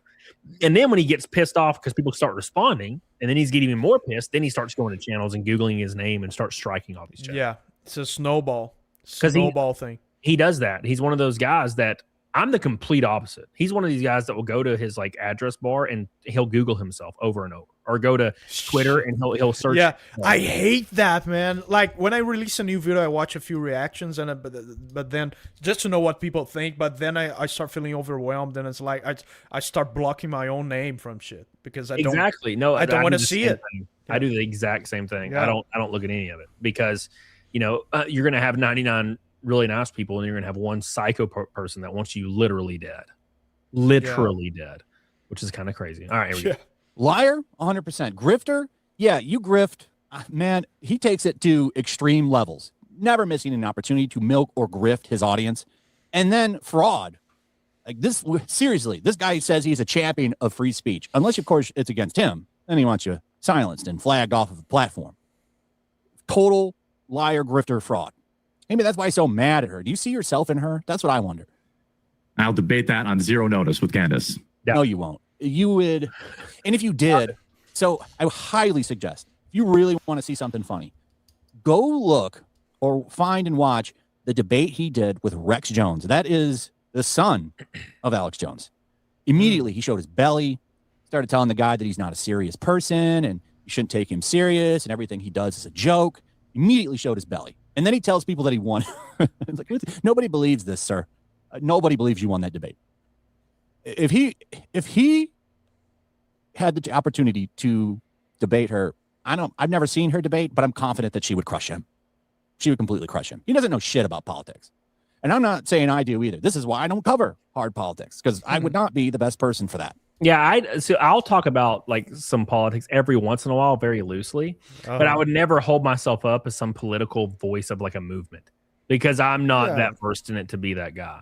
Like, Jeremy is that guy. He is literally brain dead, but he considers himself one of these people. Like he considers himself to be like a top dog. He thinks he's Charlie Kirk. Like he thinks he is, and I'm like, bro, you don't even leave your house, bro. He starts like if Charlie Kirk, by the way, if Charlie Kirk is smiling down from heaven on us right now, like this stream, because oh my god, you remember that? Yeah, Jesus, man. But the Charlie Kirk thing with the likes, man, it's like this guy is out of it. It's like he's on autopilot mode at this point. If it was me, I just wouldn't even speak. make Like, sense. But I think it's fine to talk about things you don't know much about, like I'm doing here with you today, like, but I'm framing it from a place of I'm making questions, right? I'm asking questions and I'm trying to learn and making commentary based on my ignorance, like making conjectures but what he does is position himself from a place of authority and not from a place of asking questions. So that's that's why it comes out like this with this asshole energy. Exactly. That's what, and if I'm talking about anything like that, if I don't try to speak as if I'm some kind of all-knowing source, I just speak to what I see and what I'm reacting to. And then if I start hearing stuff I don't recognize, I'll Google it or go and try to research it a little bit to get more context. No one, to be fair, like not a lot of people do that. A lot of people will read a headline or a Twitter post from a random person and just be like, I believe that. With zero forethought, and that's probably why we're in such a bad place. We tend to do that because we grew up in especially people our age and older, we grew up in a time where like you had more access to the whole story. Like now on Twitter, like you read a headline and that's it, and it's over. Back then, like we had to sit down in front of the news program and watch the whole thing, and we mostly knew what all it was about. But now we see a tweet, and we're not used to not knowing what it is about anymore. Yeah, exactly. Carify, by the way, with a pink super chat. Oh, hell yeah. Oh my God.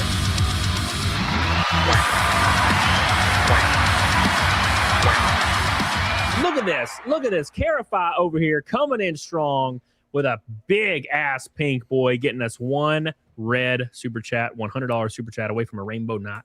Thank you so much. And that gets us so much closer. We're almost exactly 300 away from Naked Snake. And we still got time left. Thank you so much, Carify. We love you. We appreciate you. And I'm going to say thanks, Shadow. He says don't shout me out, but I'm going to say thanks anyway. You can't stop me, Shadow, from saying thanks for 10 gifted subs and 1,000 kicks. I love you. Doobie-doobie-doo. That's what I'm doing it. I won't do it hard, though, Shadow. I'll do a little bit. A little bit of kiss. Just a little. Little tiny keys. Just one doobie-doobie-doo. Yes, just little keys. Little keys. Thank you, Shadow.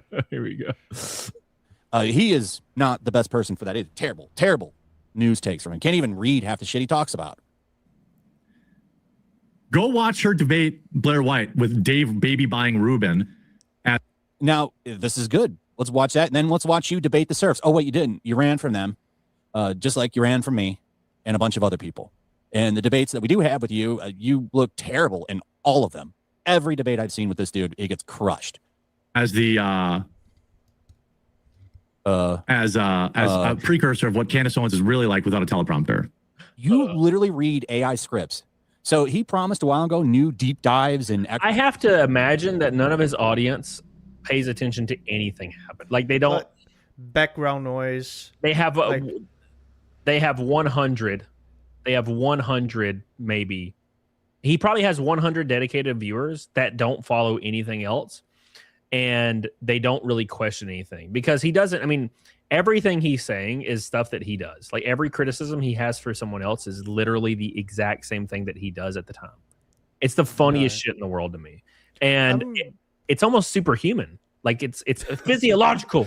Superhuman. It's what I'm saying, man. Yeah. It's like superhuman shit. I've never seen anybody in my life do this. I'm curious to see him debating someone. What's a good one that I can watch? Him debating Alex Jones' son, Rex Jones. Basically, I can give you the whole gist of the debate. So Alex Jones' son, Rex Jones, is like pushing on him, and the quartering just keeps saying, "What was it about?" I don't even remember what it was about, to be honest. Like, I actually don't know. But I remember watching a clip from it, and the quartering just keeps saying over and over that he's just a comedian and people shouldn't take him seriously, and he's just doing everything for entertainment. Kind of the same way that like news organizations, when they get in trouble for misspeaking, I'm being retarded on purpose. Exactly. It's a little comic strip. Yeah, you don't know I'm pretending to be retarded. Yeah, you know, like that's what he does. He doesn't have any points or anything. He's just like, I'm stupid. Don't you get it? I'm a stupid guy. Right? Chai T says, we used to be a high trust integrity society, but also the invention and accessibility of the internet allowed any journos to undo decades of fake news. Well, it depends on where you live. So where I live, a lot of people around me, and now I don't understand it, okay, because I grew up in the trailer park, brother. But people around me in my neighborhood, they don't lock anything up. Their garages are open. You know, like the garages are on the sides of the house, so you can't see them.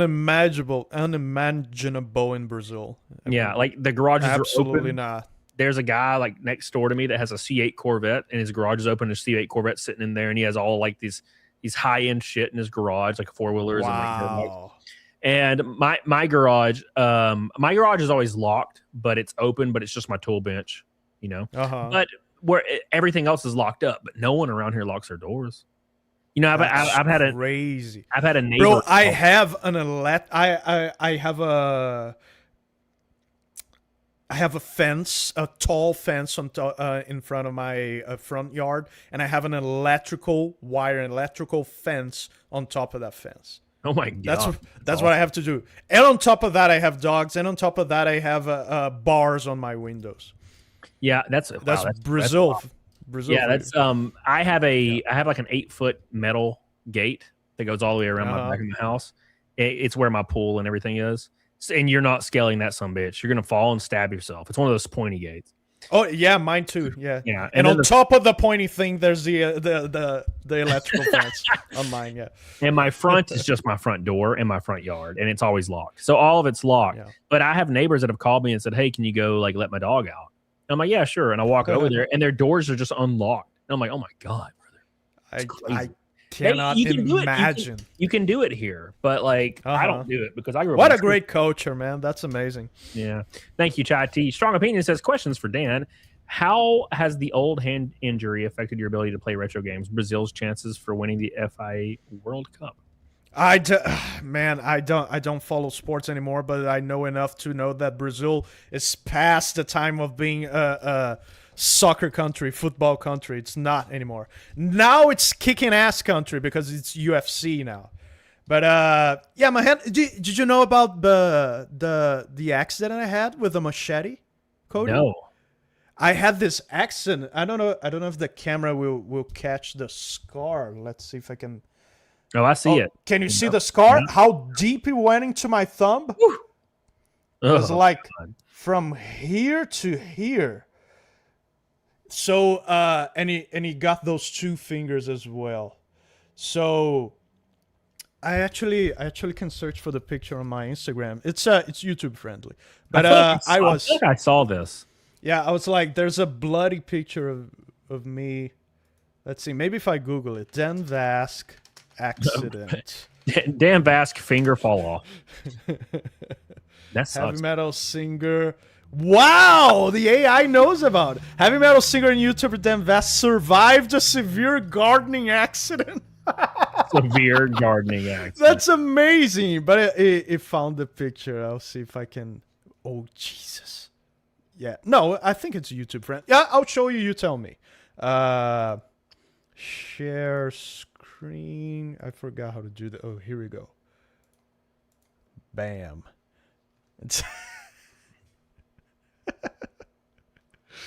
Yeah. So did you hit your face too, or is it just your? No, it was because I was holding the branch like this with my left hand and cutting with my right.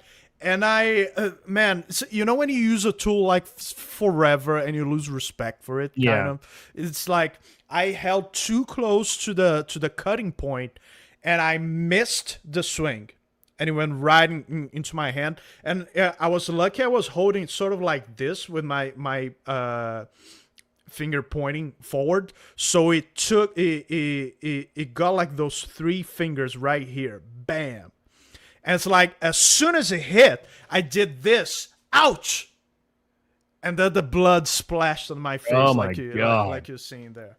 So, yeah, that was me at the emergency room. So I was, hey, my biceps were looking great. But my brother was there with me and his wife.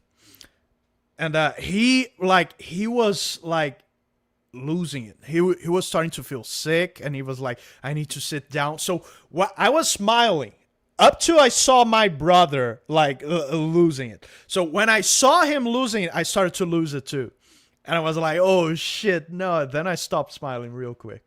So this is worse than I thought. I think. Yeah. Well, that's insane. That's YouTube friendly, right? Yeah, it's fun.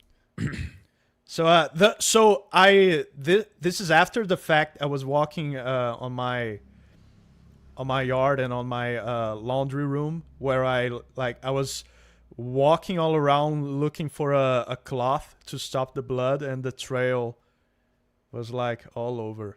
That's wild. And that's just dumb. That's some horror movie shit. And my dogs were licking it. Ew.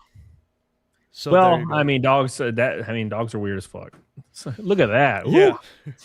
So to that, all of that to answer the question, I'm completely fine. Like, I didn't lose any movement. It didn't affect anything. I can play video games normally. I can play guitar normally, play keyboards normally. Yeah, thank God. It would suck. Oh God, yeah. If I lost movement.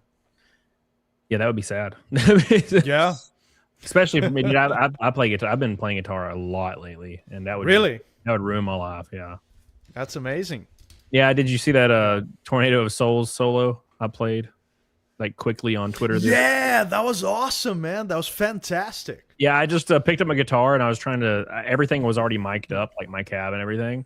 Hell yeah! And I respect that you mic a real cabinet. Yeah. I got two SM57s that go like one caddy corner from the cone and one direct on the cone. And I was like, I'm gonna play some Megadeth, I guess. And I just put it on OBS to test out my camera and my levels. And I played the solo one time, and I went and listened back to it, and I was like, that was pretty damn good. And I just posted it to Twitter. It was great. It was pretty fantastic. Solid. Yeah, but I've been playing a lot of Children of Bodom lately, so that takes a little bit more. Hell yeah. A little bit more thought process. I'm sorry. I'm past that point of like I'm a real amp snob now. Back in the day when I started producing my own covers, I couldn't tell the difference, like plugins, real amp, whatever. Now I need to hire someone who uses a real amp, because I'm starting to get a snob to turn into a snob for that. Yeah, I agree. I have a Randall Satan. I have a Randall Satan. Hell yeah. Thank you, Shadow, by the way. Appreciate you, brother. I'm doing it again. Here we go.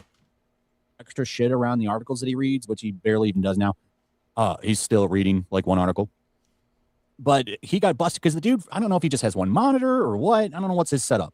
But he constantly has search bars betray him, like showing weird shit that he's looking up. Yeah. And the other day when he was live, he accidentally showed Grok, which had a script made for him. Like he's literally reading AI scripts while he's doing these video segments on his live streams that he turns into videos. The whole point is he's so low effort that it's staggering.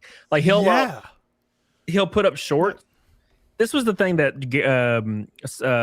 Craig from Side Scrollers was like harping on. So he would put up a short and he would be like, I agree with the guy. What do you think? Yeah. And then it would just what do you think of that? Yeah, he would just play a video and still it. And he still does this right now to this day. He still steals all this shit.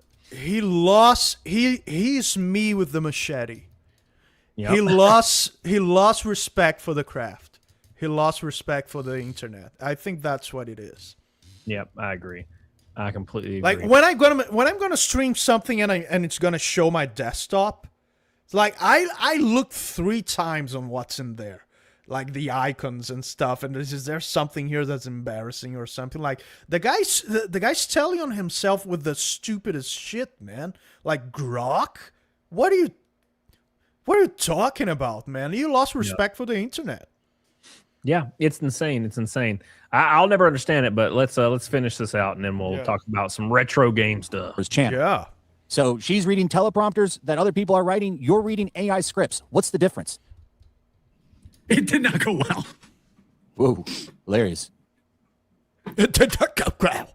Oh, dead air. Dead air. And I would. He has an editor, and the editor. I'll never understand why. I don't think he actually has an editor. I think he claims he has an editor so he can blame his editor for any mistakes. But if I had an editor and my editor was leaving in 10 seconds of dead air, I would fire that fucking guy in 2 seconds. Didn't he blame someone in his team for deleting those live streams? God. Yeah. So that was such clear bullshit, man. Yeah, he blamed his editor. He blamed his editor for editors, multiple for deleting the Bearing and Count Dankula's entire podcast. Yeah. And then he claimed he was struck because he wanted to be struck so he could appear like he's a victim. And then Bearing was like, you just deleted him. I can see you deleted him. But that's what, like, the final narrative, the final excuse. He had other excuses before, like, he had like 5 before, yeah. Yeah, it's like, it's a bug. It's like, I don't know what's happening. But it's like, when you tell your people to delete such a large amount of material from your channels, that will be in the back of your mind. So you will not think it's a bug when you know they were deleting stuff from your channel. You will not go to, oh, it's probably a YouTube bug. The first thing you would think is like, hey, they probably deleted them. Yeah. But that was the final excuse that he went to.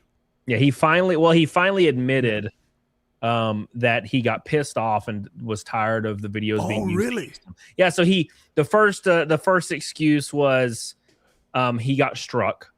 The second excuse was that he was trying something with his algorithm and it's a bug. His third excuse was his editor. He told his editor to delete a video, and his editor went ahead and deleted like hundreds of different channels, podcasts. And then the fourth excuse was, I think that might have been when he finally admitted that he deleted everything because he was pissed off that people were using it against him. I didn't know he admitted that. This was all within like an hour. It was like what does they call it? Like the phases of grief or whatever. Yeah, the phases of lying. Yeah, he just kept going. Jesus, oh my God, it was hilarious. Eggy says, "Dan, hello. How you doing? Don't forget, boys, we are almost halfway to Naked Snake with a little bit of time left, probably about 30 minutes left on the show at least. Thank you. Appreciate you guys. Don't forget. Let's continue this quartering video before we jump into some other stuff. None of this shit out. Like, that dude's got the easiest editing job in the world. Rather Steven debate her because he would be way better at it. Let me be very clear. Steven Crowder is actually good at it. And would he is pretty good at it. And he has a much bigger platform. He keeps doing this thing where he readjusts in his chair over. Yeah, he's like, he doesn't sit still for a second. Yep. Much rather see that. So I got two more of these clips. Here he gets a So here's the thing with meltdown going. He's on uppers and downers. So he's on Xanax, he's on Adderall, he drinks alcohol. Like he's on so many different like substances. Is probably why he can't stop moving and can't stop fidgeting, and probably why his anxiety is through the fucking roof, right? So wrong, man. I drink half a pre-workout, my anxiety goes through the freaking roof nowadays. Like, let alone. We were talking about this before we went live. Here's another tangent. I have a system, and it's like all I need for pre-workout is caffeine because of that system. What I do is very simple. Once a year, for 1 or 2 months, depends on my level of dependency, I quit caffeine, like completely, everything. Yeah. Not even like caffeine, I quit for 2 months. Then I start with a low dose when I come back. And it's like half a small cup. You're going to feel like Superman. You feel like Superman. And you're going to be tempted to raise the dose like a week later or even 1 month later. Don't keep using that dose. And like increase it very slowly. And then on January in the next year, do it all over again. That way you reset your sensitivity to pre-workouts in a way that a very low amount of pre-workouts will do wonders for you. And that's what I do every year. Yes, something very strange. I started a new energy drink because it was cheaper at Costco. And I was drinking 3 a day, plus I was drinking my pre-workout, and it was well over 1,000 grams of caffeine. And I was like, why am I tripping balls every day?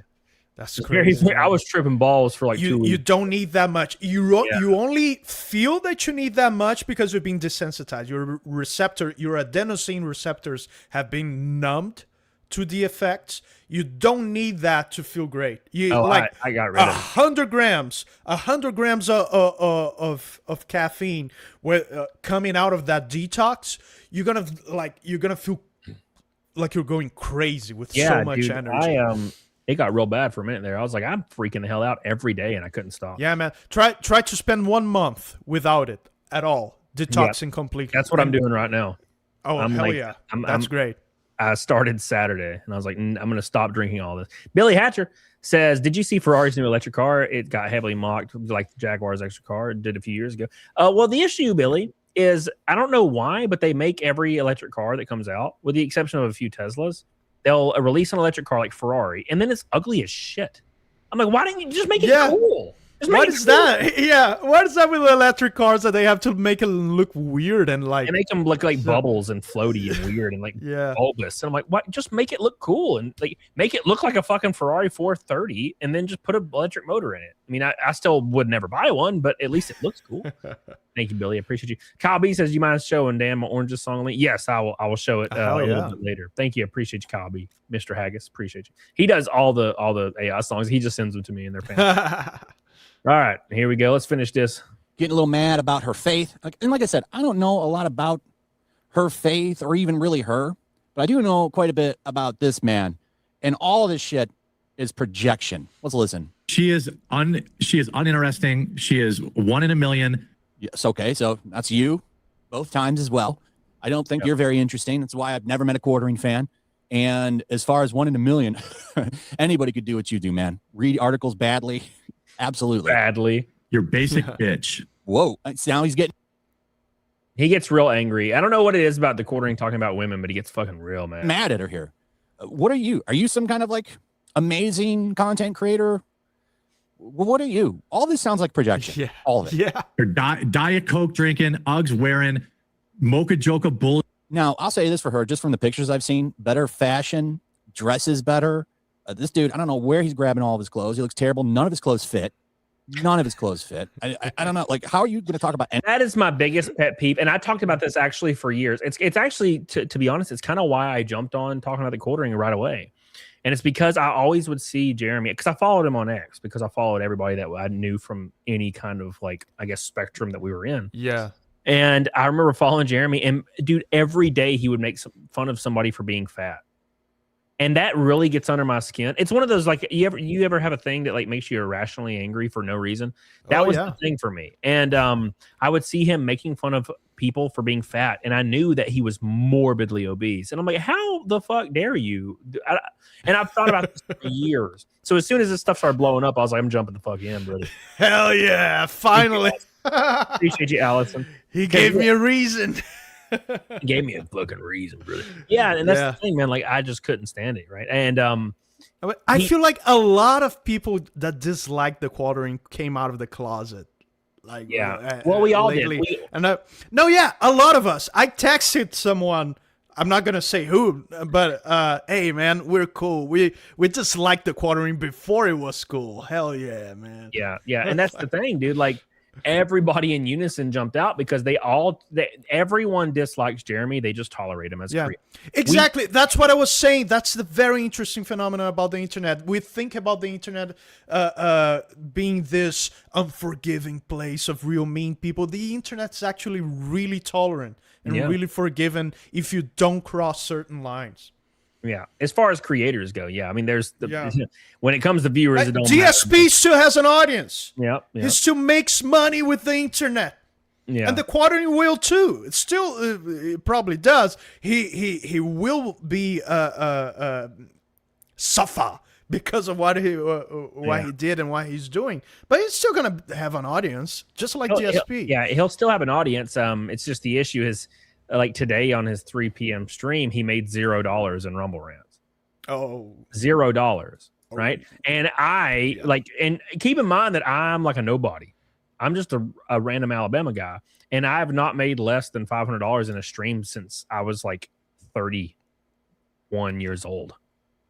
Right? Yeah, because you have an understanding of people. What I feel about the quartering is like his success is due to a surface level understanding of the internet and of algorithms, and trying to please algorithms without understanding that the algorithms of those platforms are in service of the people, because the platform's interest is making money, and in order to make money they have to please the people, the users, and offer a good user experience. So if you follow the people, you will always be on the side of the algorithm. That's my motto.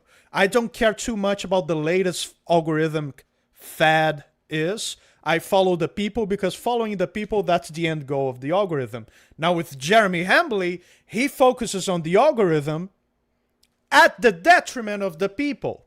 And super chats are the perfect measurement of that, because super chat is direct. It's the people supporting you. And you cannot gamify that. It's like it's all about the connection. Yep. And what you described is a perfect measurement of that. You understand your audience, you understand people, and Jeremy is all about the surface level understanding of algorithms without understanding their end goal.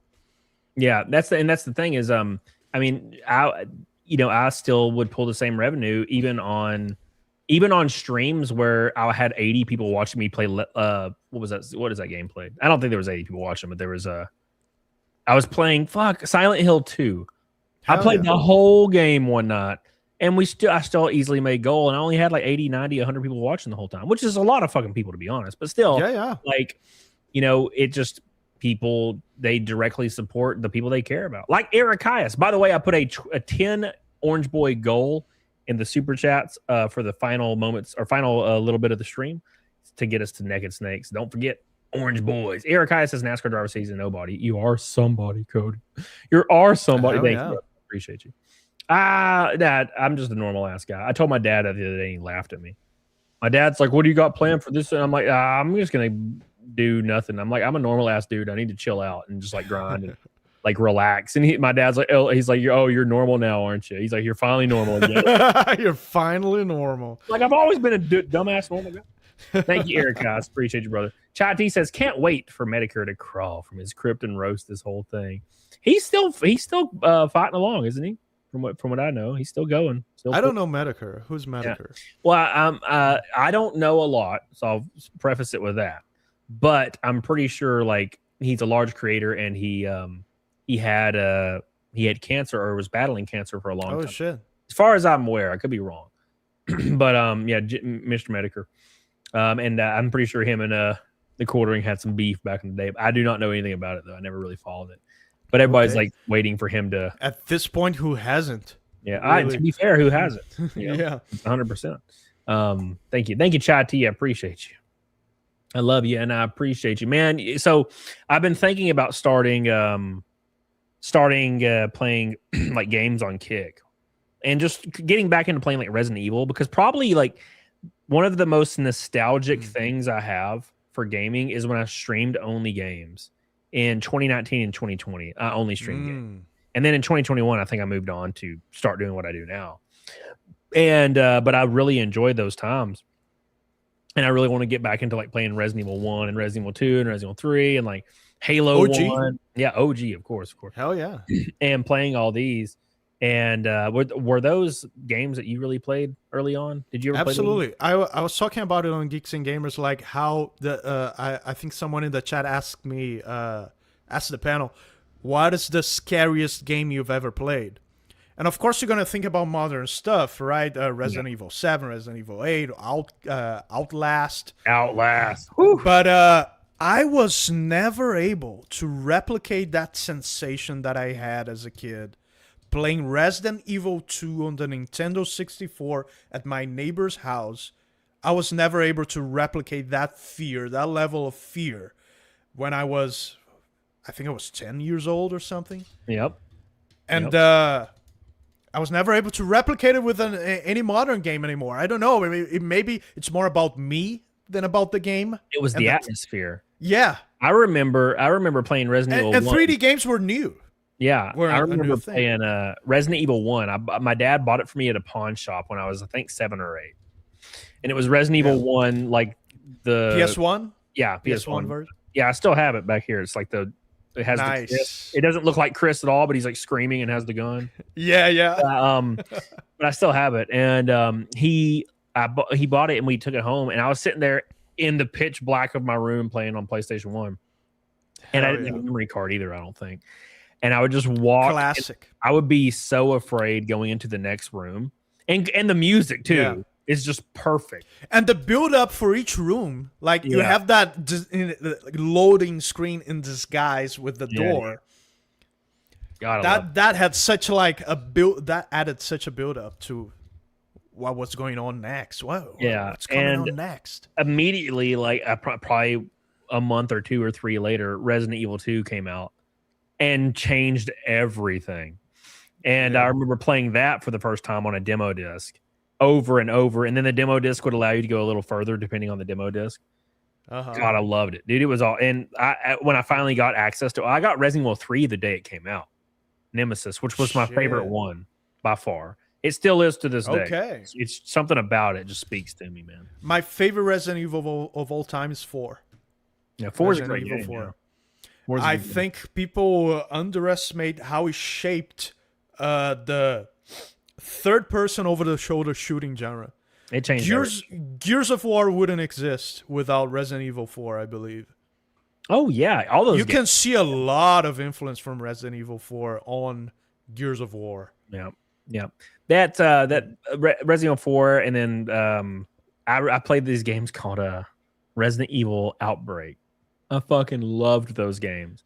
Outbreak. So Outbreak came out on PlayStation 2, and it was like an online game, but you could play it like normal without being online. But it was an online game, and you had 4 people, like you included, and you would just log into their network. And Is there Outbreak 1 and 2? Yeah, I remember Outbreak 2. I remember there was a stage on a zoo with a zombie elephant. God, that shit was so hard, man. But, like, I remember me and my friends would call each other on the phone, and we would do what I think it was called a conference call back in the day. It's like a conference call button, and we would call each other.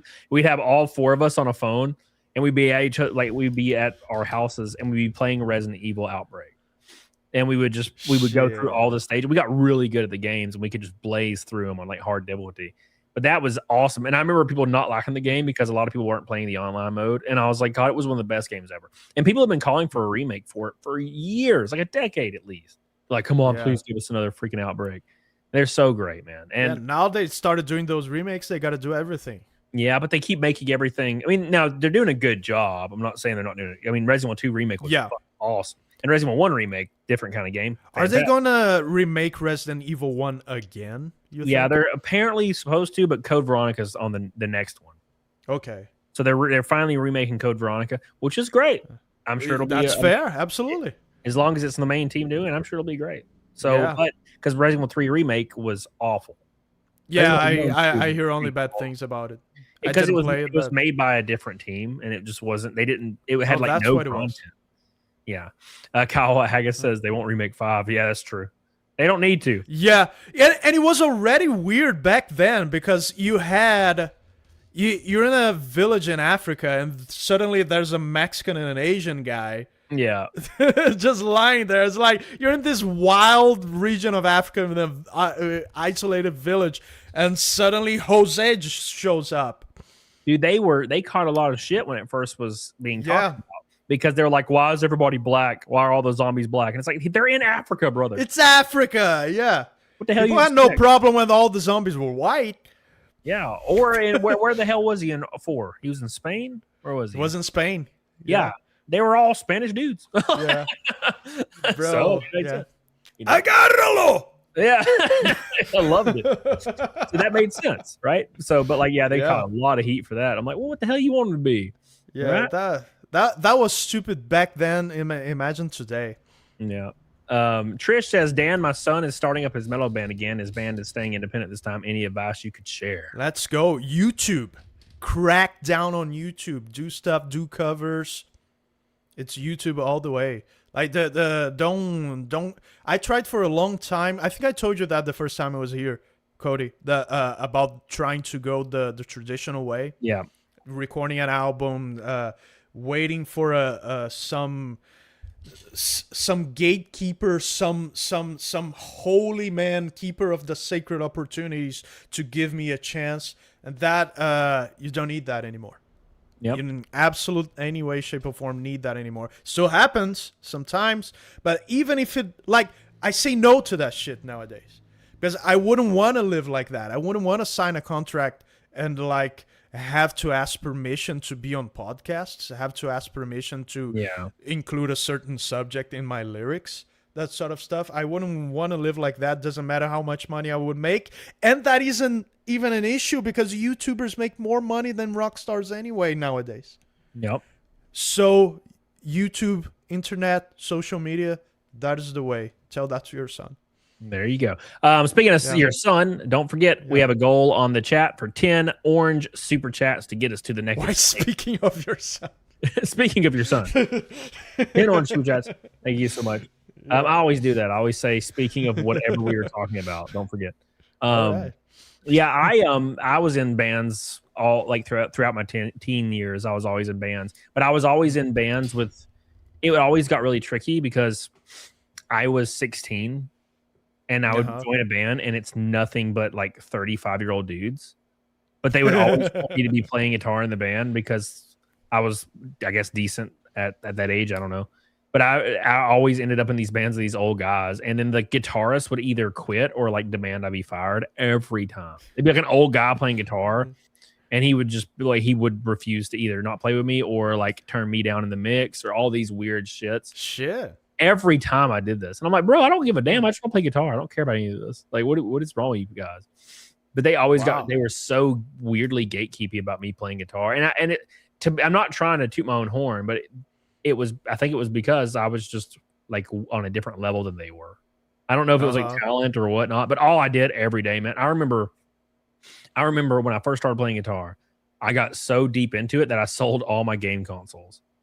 Like I sold everything I had, with the exception of stuff you couldn't really sell, like PlayStation 1 stuff at that time. Like GameStop wasn't taking that shit anymore. And so I sold my Xbox 360, all my games, everything I had, and bought like an amp and would just I'd play guitar 24/7. In my room, I would play for like 10 hours a day. And I did that for years.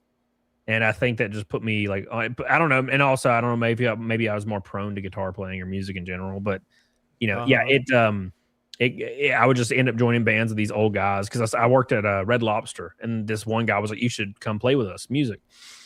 And I went over to his house, and it's like nothing but like old dudes and me playing guitar. And like all of them were like really impressed with my guitar playing. And then the guitarist did not like it. Do you know an author called Robert Greene? Robert Greene. I don't know. Yeah. He wrote the 48 Laws of Power. And the first law of power that he wrote about, he's very influenced by, people call him the modern Machiavelli. Yeah. Like the Machiavelli who wrote The Prince and stuff. Right. Philosopher. The first law of power. Oh, yeah. You see? Yep. Never outshine the master. Never outshine the master. It's like, that's probably it. Oops. Whoopsie daisy. When you're arriving at a place where you're like in the everywhere there's a hierarchy, right? Every group of friends, every band, every business, even if it's implied. When you arrive at a place that has a hierarchy and you outshine someone above you on that hierarchy, like bad thing. There are intelligent ways to do it. And like ways to be subtle and to work with the person, like so they don't feel threatened. But that stuff happens. Yep, and that's why I never could stay in a band very long. Like I never could and I didn't ever say anything mean or anything. I just sat there in a chair with my long emo hair. I was kind of fat, and I had this over the top. What did I have? You're an ex-fat. Yes. Right. Yes. Yeah. That's amazing. Yeah, I was a big old boy, but I would play. I had like this Dean, like ML, like this fire painted Dean ML, and I would just sit there in silence, and I would always just get kicked out of bands, and it was always funny. The whole band would sit me down, with the exception of the guitarist. He would not be involved, and the whole band would be like, "Man, you're really great. You're an amazing player, but like, you know, like our guitarist just isn't okay with having you on board." Like Makes that happened sense, like two times, like within the span of a year. And I was like, well, I guess I just can't play with people anymore. Makes total sense, man. You're outshining the master. Yeah, I was very confused. So I was like, well, I just started writing my own music and shit. Bro, I totally recommend that book. It's a fantastic book. Yeah, it is funny though that the first rule is literally never outshine the master. Yep. That's how it works. Yeah, but bands are tough, man. Everything that involves more than one people. I'm terrible at working at teams. Like, I'm so glad there's this path on YouTube that I can be pretty much my own boss and be my own team. And if I need something, I can hire someone and they would do what I tell you to do. And it's fantastic because bands are hard, especially when you're young. And it's like maybe you have a level of commitment that the other guys don't have, and vice versa too. Maybe you just want to have fun, and the other guys are super serious and straightforward about it. It's tough. Yep. No, thank you. Yeah, just I remember. You know what? I did try. Okay, so I did try this. What's up, Tactical Templar? How you doing, buddy?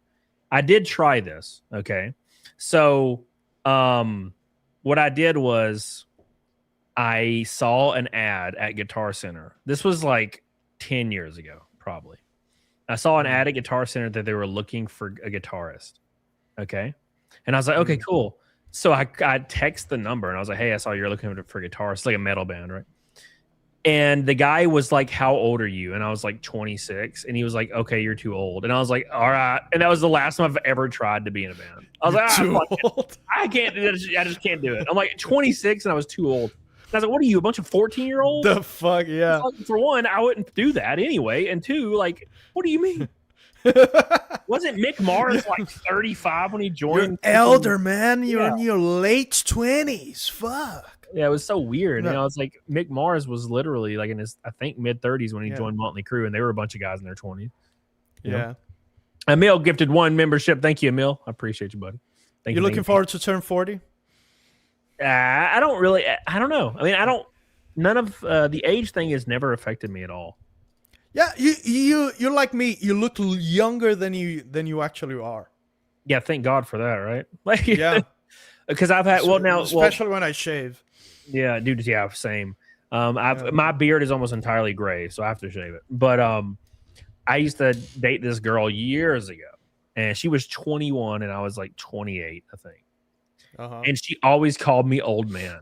And every time I see her, even today, I'm 36, and if I see her, she's like 27 now or something, 28. And she'll be like, she's like, God, you gotten so old. And I'm like, you gotten so old. Yeah. I look you didn't get younger either. Come on, you're like 28 now. You're at the cusp, baby. You're at the cusp. You're about to be done, girl. Yeah, I know how it is. My girlfriend is 9 years younger. I'm 36 and she's 27. Yeah. And she calls my game room the museum. Because it has your retro games. Like, yeah, it's like, but it's like, it's my office. It's my game room. It's just my normal room. I don't theme it to be old things. Yeah. It's just the stuff, naturally the stuff I like. But she calls it the museum. That's sad. Luckily, I don't. My girl's, I guess she's an old soul. She's pretty laid back. Speaking of laid back, don't forget, boys, we've got 12 minutes left for the 10 orange boys to the Naked Snake goal. 12 whole minutes left, 10 orange super chats. Don't forget. Don't forget. What do you got planned? I know you got shit planned, Dan. I know you got some songs and some covers and some projects. I got to do Men Buns Are Gay. Just have some fires that I have to put out in my personal life to go back to work. But you know about the bet with Gary, right? You know the backstory of that? No. I had this bet with Gary years ago. Gary, the million subs. The million subs thing. Yeah. He always like to talk shit on Twitter, like, because that's what guy friends do. Yeah. It's like, this guy is talking too much shit. Let's do a bet. And I was like, let's do a bet. Whoever gets to 1 million subscribers less loses. And if you lose, you have to sing Bon Jovi, because he hates Bon Jovi. Yeah. And it was like, what about if I lose? And he was like, if you lose, you have to sing a song that I will write called Men Buns Are Gay. I was like, okay. And I lost spectacularly. And now I have to write this song. I don't have to write this song. Gary was supposed to write it. But part of the reason it's taking so long is that Gary was taking forever to write it. And I was like, now I will write it because you can't do it clearly.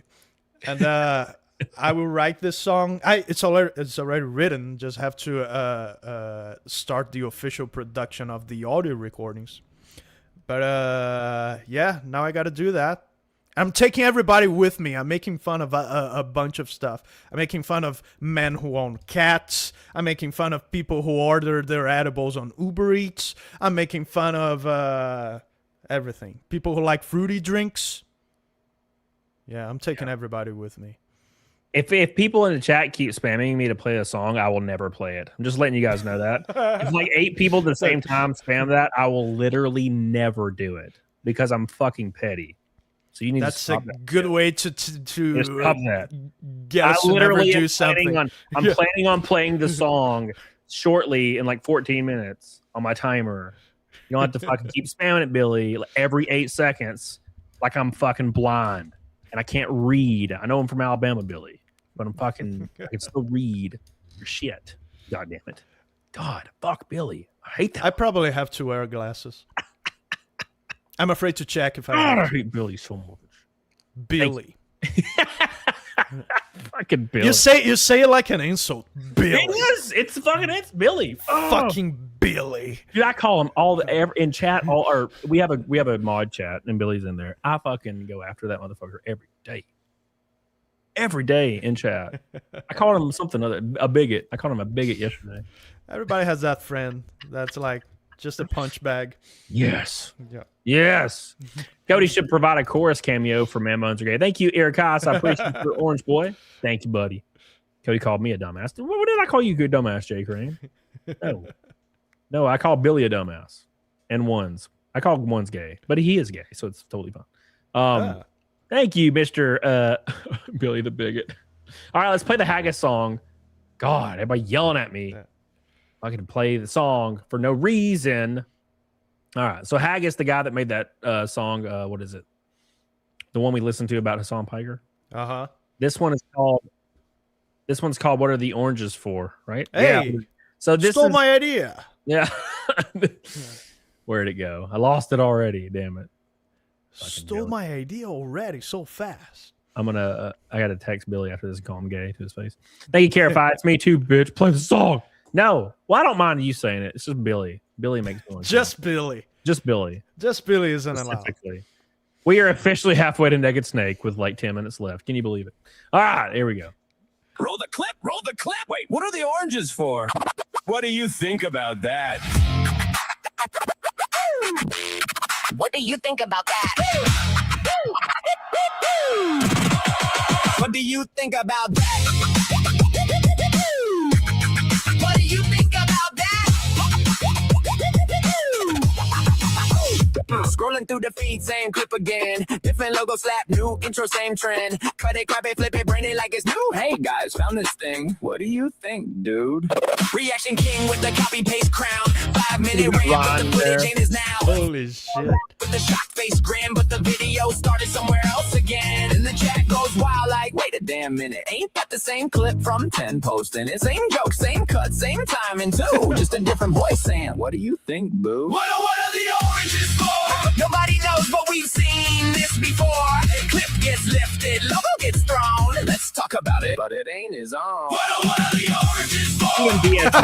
In on the same damn door. What do you think? Yeah, we heard that line about 100 damn times online. On the timeline, spicy dramas heat in. Even a Rhino made this clip. Everyone's there.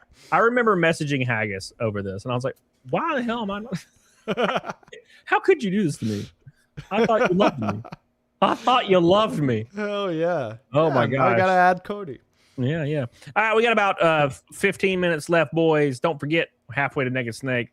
We're going to keep going here a little bit, and then we're going to pack her up. And I will probably, either tomorrow or Friday, I'm going to play Resident Evil 3 on Kick.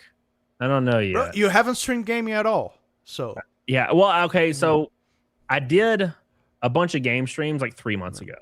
Like I did like a whole week straight, and then I just didn't do them again because that's when I started covering the quartering stuff, and then the channel started going insane for whatever reason. And I was like, oh shit. So I just was really focusing, and I was streaming like 6 days a week, like doing this show. Yeah. And I couldn't do the game stuff. But now I'm getting back to normalcy, so I'm going to start doing the game stuff again. No, definitely do it. It's a good decompression, both for you and your audience. Yeah, it's a lot of fun. And yeah, a lot of people that are here right now, they're here because that's what I started with. Right? Yeah, it's a great way to break the ice with content creation. Just if you want to start creating content, just play some games and see if you will like it. The first months of content creation are for you more than anyone else. Yeah, like you're gonna stream like for 2-3 people, sometimes 0 people for hours, and you need to see if you like the grind, if you enjoy doing that for free, because guess what, you're gonna do it for free for a long time. Yeah, so it has to do something that you enjoy doing, because you will do it with no other reward other than enjoying it for a long time. That's how it works, man. Yeah, I really enjoyed it, and I mean that there's people in here. I think a Nervous Wreck. Where'd you go? I'm pretty sure a Nervous Wreck was in there literally like day one in 2019. A lot of these people were like, I'm pretty sure Irikias was around back then. Jay Crane, just people I see in the chat right now that were around 6 years ago when I was playing. That's awesome. So like they stayed true blue. So I kind of want to go back to that, you know. Scott Tech says, I'm here for getting blackout drunk, played Resident Evil. Shit. Big shout out to Shadow over on Kick, by the way, for going crazy as hell. Appreciate you, buddy. He's the GOAT. Blue Waffle's always here. Appreciate you, Blue Waffle. Oh, know how I got here. It was definitely during gaming stuff. You know? Shadow with 1,000 kicks, brother. Thank you so much. Shadow, I think Shadow single-handedly on Kick has done more than all of YouTube combined today. Hell on Kick. That's wild. So mad. Oh, that was a long time ago, brother. Shadow says, when you race Crown Vic, please. Oh, I have no idea. You know, thank you, Shadow. I mean, that'd be fun.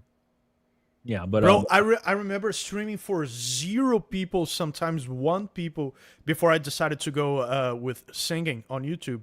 I was kind of like shooting in all directions, and I was streaming on Twitch for 0 people, streaming Monkey Island, the Secret of Monkey Island for the MS-DOS on Twitch for no one. I was there too. Actually, I can probably pull it up. I think I don't know if Twitch is still the same as it was, but my first. I think Twitch doesn't save the VODs. Okay, I remember. Wait, I'm live on Twitch right now. What the fuck? Okay. Like, I forget that I. Hi, Twitch. Yeah. I mean, I get way more on Kick and Rumble. I don't get anything on Twitch anymore. But I did. I think I maxed out at like 90, or sorry, not 90, like 30 on Kick or on Twitch back in the day. Let's see. Right. Maybe they don't videos. Is that videos? Yeah. Okay. Cool. Here you go. So this was when I was streaming. Am I shirtless? I better not be shirtless in this. Yep. Not. Don't turn that off. Why the fuck am I shirtless? What am I gay? What was I doing? Yeah. What, am I gay? Yeah, I'm gay. I had no idea. No, so yeah, this was me on Twitch, like streaming to probably like 20 people in 2017. That's you? Yeah, look at me. Look at me as a baby. That's me at 27 with a shitty webcam. Or 26, I don't know. You know? But look at that. Look at that right here. Like, I was just playing Resident Evil 3. Damn it. That was a long one. Just playing Resident Evil 3. That was my whole thing. Were you speed running it? Yeah. Oh, that worked. That worked out, I guess. Yeah, and that was how I started. Crazy, man. Look how young I was. Yeah, but that's what I did on Twitch, and then I stopped for like a little while, and I started YouTube, and then everything started taking off like a rocket. Right. That's awesome, man. What was you? Do you remember a specific moment when things started? Oh yeah, I remember exactly when it started. Yeah, I put out a video in October of 2018 of just me talking about working at GameStop for 11 years. It was like I worked at GameStop 11 years. Here's my story. I think that's what it was called. And then like once a week, I would write like a small script. I don't do that anymore at all, but the first probably 3 months I would write scripts, and then I stopped because I noticed I was way better off the cuff. And I would put out once a week a video talking about a GameStop thing. Like my manager had sex with hookers in the back room, stuff like that. Which he did. It was crazy. So I put those up for like once a week for probably like 4 or 5 months, and I had 30 videos, I think. And it was doing well, the theme. Yeah, I was getting like a couple hundred views on each video. The first video got like 8,000 because I put it on Reddit and it hit the front page. Okay. But then I took a break for like 2 or 3 weeks because work was getting stressful as shit. And I was just sitting there in bed one day, and I noticed I had like a lot of notifications on like every social media. And I'm like, what's happening? I'm getting all these followers and shit. And I went to my YouTube Studio app and I like refreshed it. And I went from 200 subs to like 900. And I was like, oh God. And then by the time I got home, like that Monday, I had, I think like 28,000 subs on YouTube. Damn. And it was all from that one video, that first video. The first one. And then every subsequent video after that had 100K like a week later. That's crazy. And, you set the stage perfectly. Yeah, it all worked out, and then within a few months I hit 100K. So That's kind of similar to what happened to me, because I had one that really exploded, but I had a backlog, and people started going back to it, and it was just the same. I had like one video that was the bait, the bait and hook to get people to my channel, and that I had all this other stuff that people could get into. And that's what a lot of people starting out don't realize. They keep waiting for the one viral video without realizing that with just one viral video, you won't have like the depth of content to keep the fan, to turn the viewer into a fan, actually. And a lot of people won't. A lot of people will. They'll have the one viral video, and they won't switch their content to match whatever it was. Yes. That's most important. Everything you have from there on out has to be similar to that thing that went viral, or you're screwed. And people will be like, they'll have a thing go viral, and it'll be one of their offshoot things that it was like them talking about their life or something. And then they go back to their like video game content, and no one watches. Yeah. And it's like, bro, you have to make 100 of those talking about my life videos now. And the funny thing is that you did that preemptively. Yeah. Yep. And people That's don't funny. What a crazy thing to go viral for. Yeah. It was very well. My thing was, I saw a guy. I remember I was hanging out with this girl who had like 70,000 subs on YouTube. And she was a goober. She was a straight up goober, man. And I was like, if you can do this, I can do this. Like, come on. And I remember telling her, I was like, yeah, I'm going to try it. Because I saw a guy on YouTube that has since sold his channel, by the way. And it's called something else entirely now. Okay. But he, it was called like Clean Prince Gaming or something. It was weird. And he had a video that said, I worked at GameStop for like a month. Here's my story. And I remember scrolling past that. And then I was like, huh, okay. And I clicked on it. And everything he was saying was like baby shit. Like baby shit. It was like, sometimes we open the games and take the plastic off. And everybody's like, whoa. And I'm like, my man, you're fucked hookers. What? So I was like, all right, this is bullshit. So I'm like, and I was working there for 11 years. So I'm like, I want to make a video. A month? I'll tell you some shit. And I made that video, and that went nuclear. And I got to credit it to my old store manager, because he was he would do like fucking drugs. He gave you the content. He would do drugs, pass out in the floor in front of the register, shit his pants. Like, it didn't matter. He was and then he gave me all the content. Like, he did that for me. And then he said he was going to shoot me in the face when he found out I did it. Speaking of getting shot in the face, Stupid Monkey with a $100 super chat. Oh, my God. My man. He says, I owe you this, Cody. No pressure, Dan, but release something new. Be like water. What do you mean you owe this to me? Absolutely. I don't feel like that's true, but I love you. I really love you, and I appreciate Absolutely. New things coming our way. Hell yeah. There's somebody in my house. Who? Somebody's swatted? talking to somebody in my house. Oh, no, she's talking to the dog. Never mind. She talked.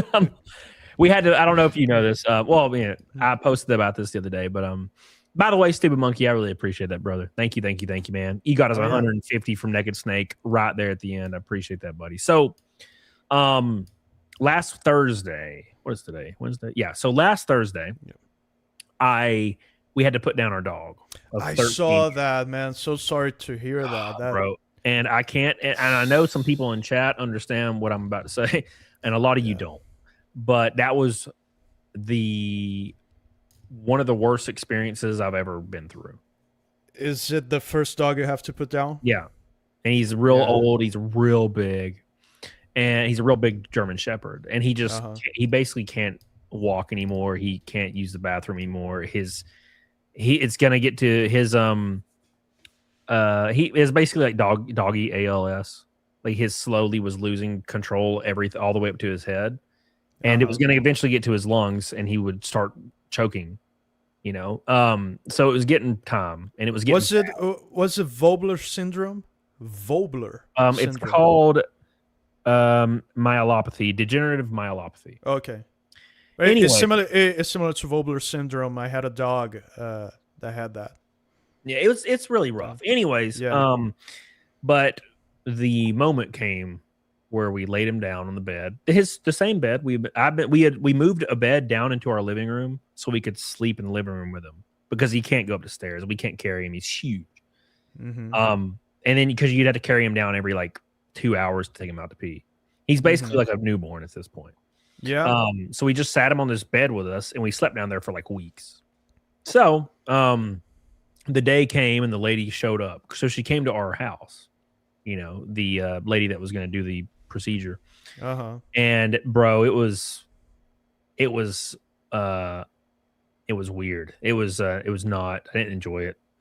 Like him just sitting there and her doing their thing and he's just falling asleep and I'm just like holding him.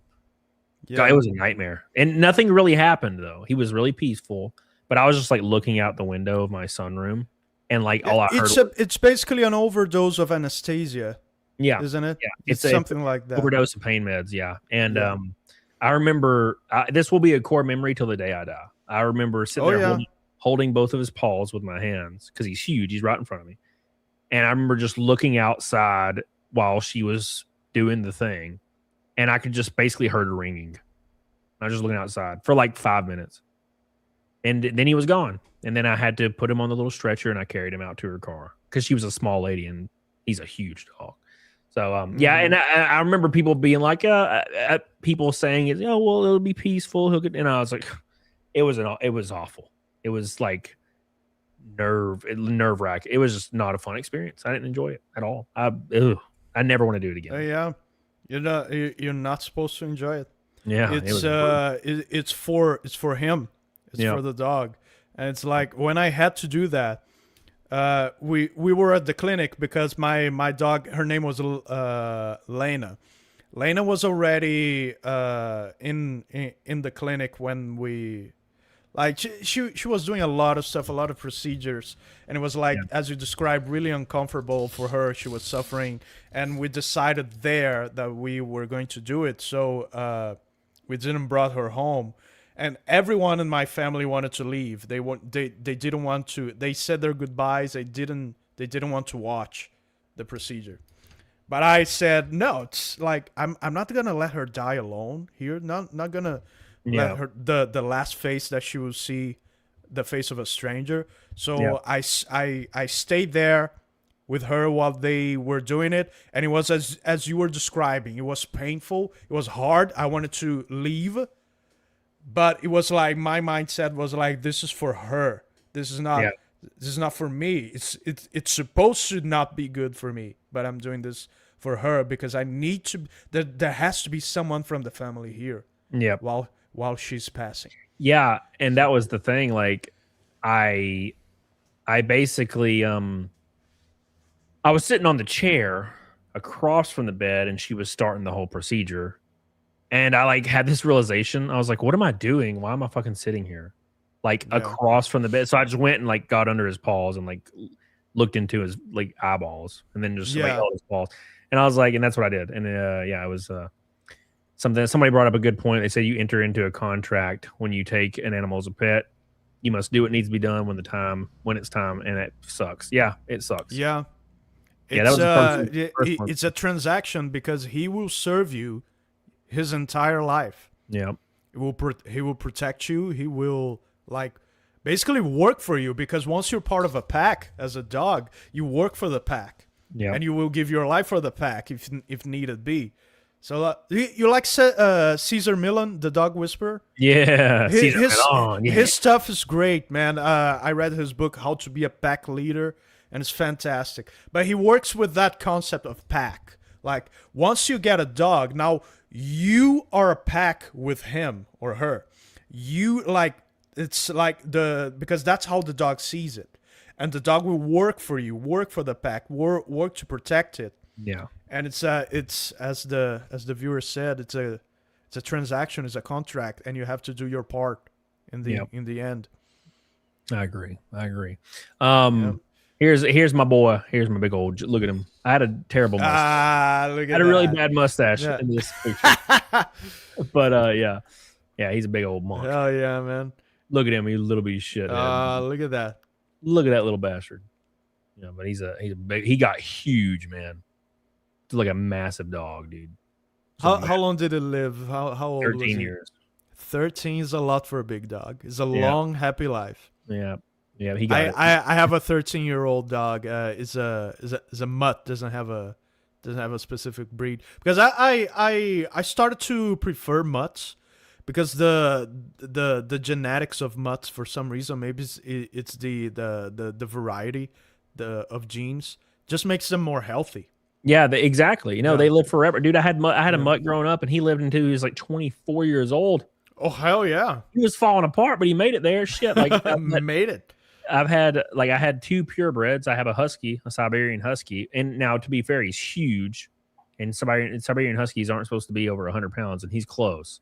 But you know, he's I think he's 10 or 11 now. He's 11 now. Yeah, he's just turned 11, and but he's in great health. He runs around. He runs around all the time. He's still That's something else, man. Having more than one dog is fantastic, and it's not that much extra work. People think, oh, it will be double the work. No, actually, because the dogs will take care of each other's social needs, so they will be less anxious and more at ease. And it's not that much extra work. It's great to have more than one dog. Yeah, but he's a good boy. He's a monster. Oh yeah, man. Absolute monster. It's pretty peaceful now because he's a German Shepherd, so he always whined. He did this thing where he just whined all the time if you were not right beside him. And now the house is just quiet. It's just quiet. That's what it is. I remember what happens. The night after it happened, I remember going to lay in bed and I heard crickets. And I was like, oh my God, I haven't heard crickets in years. Because he's always sitting beside the bed whining until he falls asleep. Because he wants me to pick him up and throw him on the bed. I'm like, brother, come on, man. It's losing a family member, man. It's losing a family member and just a friend. Yeah, absolutely. Irikaya says, how's Mao taking it? Mao's just been sleeping under the piano for days. He's a dog. I don't know if it matters. But he doesn't really seem any different. He does sleep in the bedroom every night though. Like my husky he just walks up the stairs into our master bedroom and just sleeps beside the bed, which he didn't really do that as much before. So, and I think it's because Loki got pissed off when he did it. He's like, get out of here. It's my room. You can't do this. All right, boys, we got exactly 6 minutes left, and we're 140 away from Naked Snake for the 623rd stream in a row. 140 away. Don't forget, with 6 minutes left, will we save it? I don't know. But, dude, I appreciate you, Dan. I know we've had a lot of fun. We had a lot of people watching tonight and hanging out with us. Let's go. That was awesome. That was a lot of fun. It was long overdue. Yeah, Thanks so much for having me. I think my fourth most watched stream ever is our first one we did. Oh, really? That's amazing. It's very strange, actually. I saw that the other day. I was like, what the hell? Why is this number 4? Wow. It was after you had messaged me, and I was like, oh, and I started deleting. Or I didn't delete, but I unlisted some old streams that kind of didn't pertain to my content at all. And I saw after I removed them, yours was like the fourth. I think the fourth one in line. That's amazing. And I was like, well, that's unexpected. What's the strategy with channels that because I see that people will stream on their main channels and then unlist the stream so it doesn't mess up the algorithm or something? What's that about? So I think it depends. So I've actually been battling with this lately. I don't unlist my streams. I just let them be a VOD that people can watch. But some people will unlist them and they'll put them under either members only, or they'll put them on a different channel for the ad revenue, which I totally understand that too. Right. But I've started noticing a lot of people playing video games on their main channel. Like Critical Drinker did it recently with the Resident Evil game.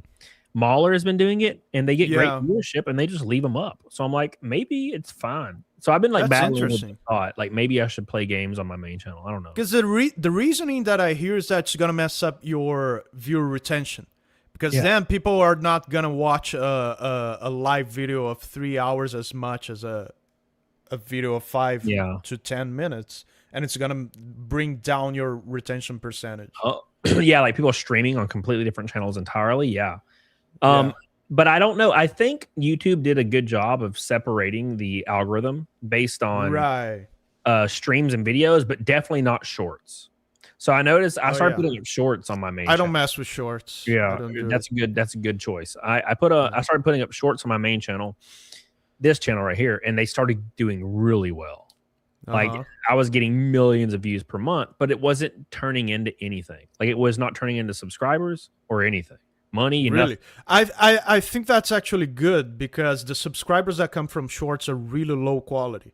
Yeah, exactly. I don't mean that as a judgment as a person, but I mean like they're usually they just watch shorts and they're not interested in your regular content. Right. So I completely stopped doing shorts, and it was almost as the immediate second I stopped doing shorts, my viewership numbers and streaming numbers exploded.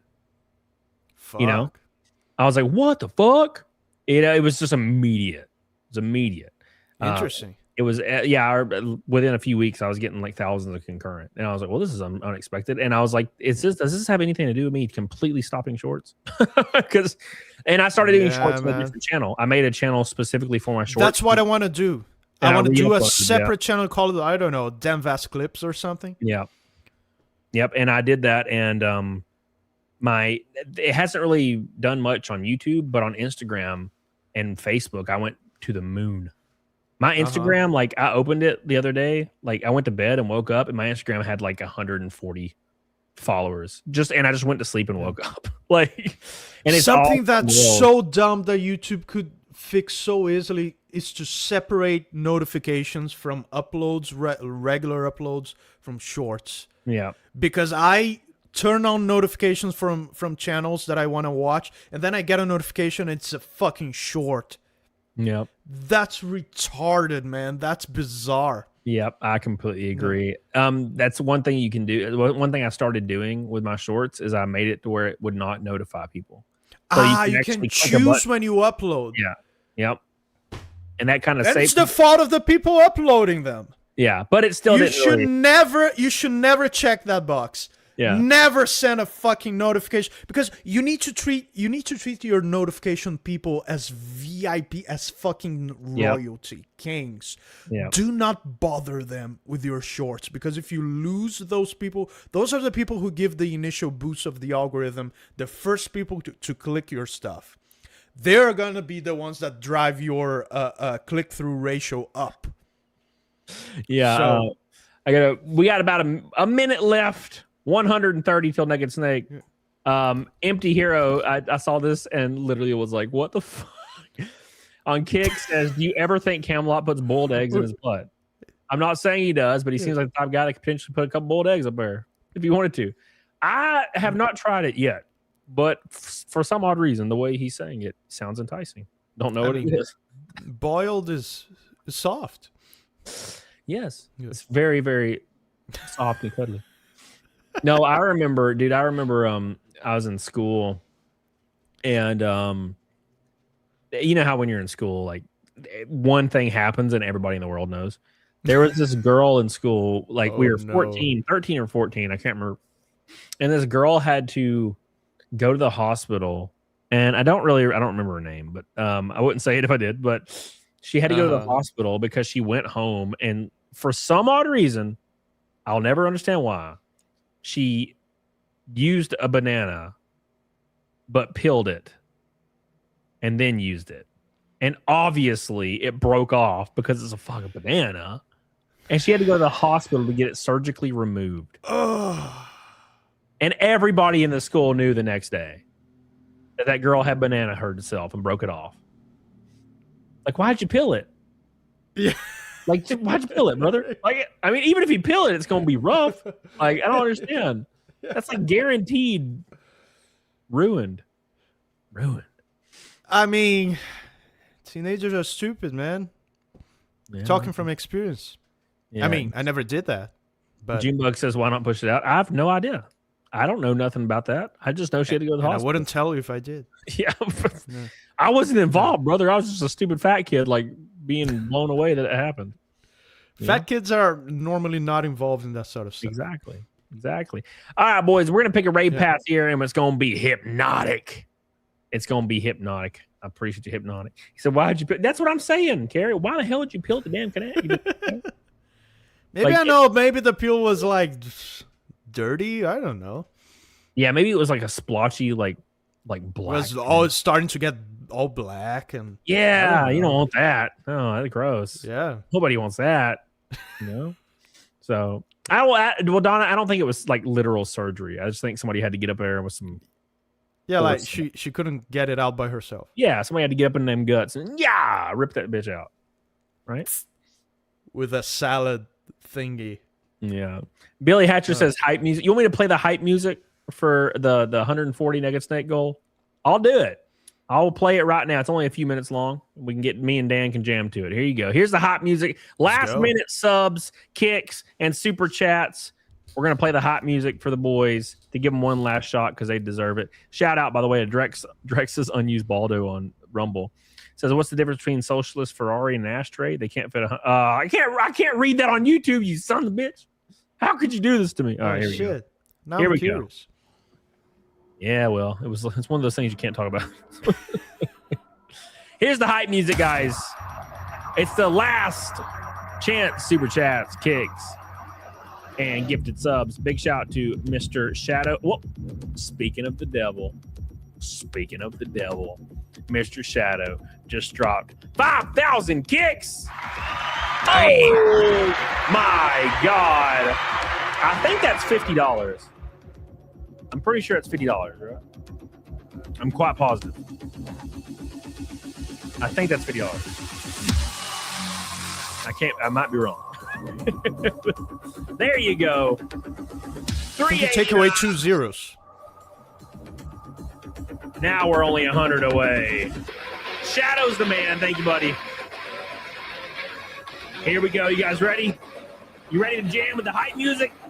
Get some beats going on Kick, boys. Here we go.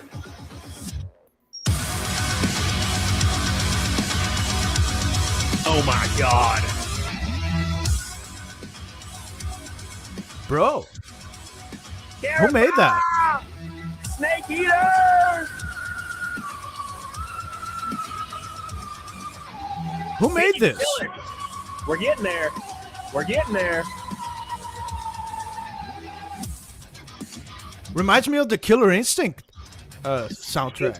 Dude, it was on Doom 2016. Hell yeah. Masterpiece. Oh my God, thank you, Carify. Appreciate you, baby. We love you. We appreciate you. We're closing in. We're close. Hell yeah. Thank you guys so much. Big shout out to Dan for hanging out with your boy today. My pleasure, man. Hell yeah, it's been a lot of fun, man. It was. You need to start. I can't wait for you to do the retro game streams. Oh, it's going to be amazing. I'm going to be in that shit every night. Hell yeah. Every single night. Oh, there it is. Oh, shit. There it is. Kylie Goff.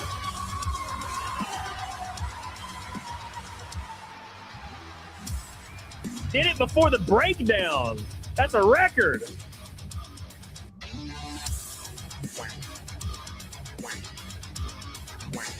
Oh, my God, Kylie Goff. He says, what did I miss? Well, apparently nothing. What's up? Hit it, boy. Saved. 623 naked snakes in a row. Kylie Goff right on the buzzer. Shadow. Holy shit, dude. We made it. We did it again. On the Dan Vasc Show. Let's go. Hell yeah. Appreciate you guys. Big shout out to Kylie Goff. Appreciate you, brother, for all your love, man. The hype music's still playing. We still got a little bit left. Appreciate you, Mystery Goff. You guys, the man. Don't forget Stupid Monkey and Shadow. Appreciate you guys. You guys are goated. Yeah, if you haven't played Doom 2016, you probably really like it. I never played it. It's like a retro and modern game, like combined. It's so awesome. Beautiful game. Thank you, Kylie God. Appreciate you, brother. Here we go. One more time. Here we go.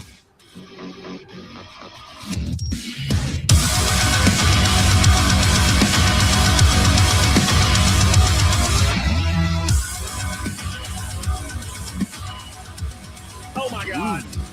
Don't forget to subscribe to Dan Vasc. It's in the chat. Thank you. And get the hell on it, D-Dog on Kylie Goff. Appreciate you, brother. You're the man. Hell yeah. Oh my God. Shout out Damn. all these beautiful people. I want to play that game. Dude, it is fantastic. It like the subsequent sequels to it are decent.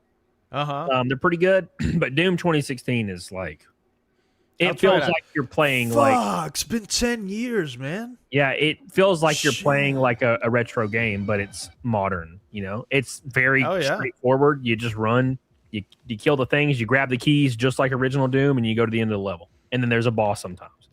Yeah, I miss games like that feel like video games like that. Yeah. That is everything has to be a fucking soap opera nowadays. Yeah, and then like something will happen where a door will open and some big motherfucking monster come out. And then it's just like you know, the Doom Slayer, and he starts talking to him, and then all of a sudden this fucking song starts playing. Hell yeah. And he's like running at you. You start blasting. It's freaking awesome, dude. Nice. Such a great game. I saw that it got an update with ray tracing recently. Ray tracing. Oh, yeah. I know with ray tracing, I don't know. No, I guess it depends on. I ran ray tracing on Elden Ring, and it just kind of started bogging it down just a little bit. And I was like, I don't need it. Fuck it, because it runs so good otherwise. I like to. Well, one of my favorite things for a while was to put ray tracing on games that weren't supposed to have it. Like, you have mods for Mario 64 with ray tracing, the original Doom with ray tracing, Minecraft, the original Doom. Yeah. And it's amazing. I think I streamed that. Yeah, I streamed that on, but I think it was back when I was streaming on Twitch. It's like, it's amazing. It's just fantastic. The original Doom with ray tracing. That's insane. It's so fun. All right, check this out. This is just to give you a taste of Doom 2016. No, I've seen gameplay of it and I know about it, but I never just stopped seriously to play it. So great. It's just freaking music. Hell yeah, man. The whole time. They preserved the pacing of the original in a great way. Exactly. And it's just like freaking boss battles and just killing demons and shit. It's just a perfect game. I want to play it again. What's your opinion on Doom 3? Doom 3 was really cool from a weird like horror game perspective. Yeah. It's not an action game by any means. Yeah, it's so different. It felt like I was playing like a survival horror.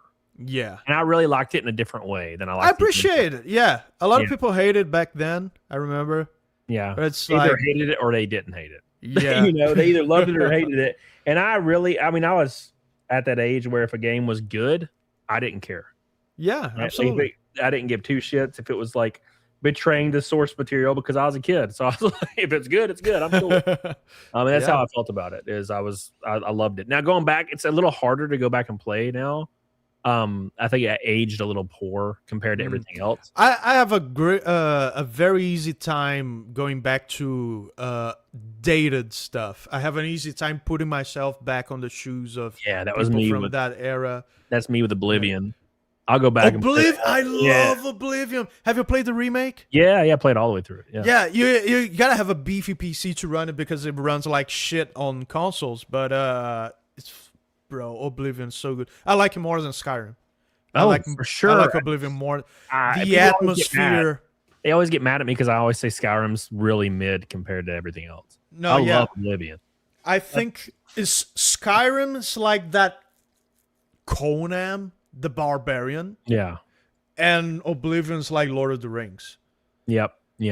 The high fantasy setting, the atmosphere, the quests, the stories, much more high fantasy and optimistic, and everything is colorful and bloomy. It almost looks, you know how it looks like? It looks like Legend with Tom Cruise. Remember that movie? Yeah. That fantasy movie? Yeah. That's the visual. I feel like Oblivion went for those visuals. Yeah. Very colorful, very bloomy fantasy, kind of like fairy tale.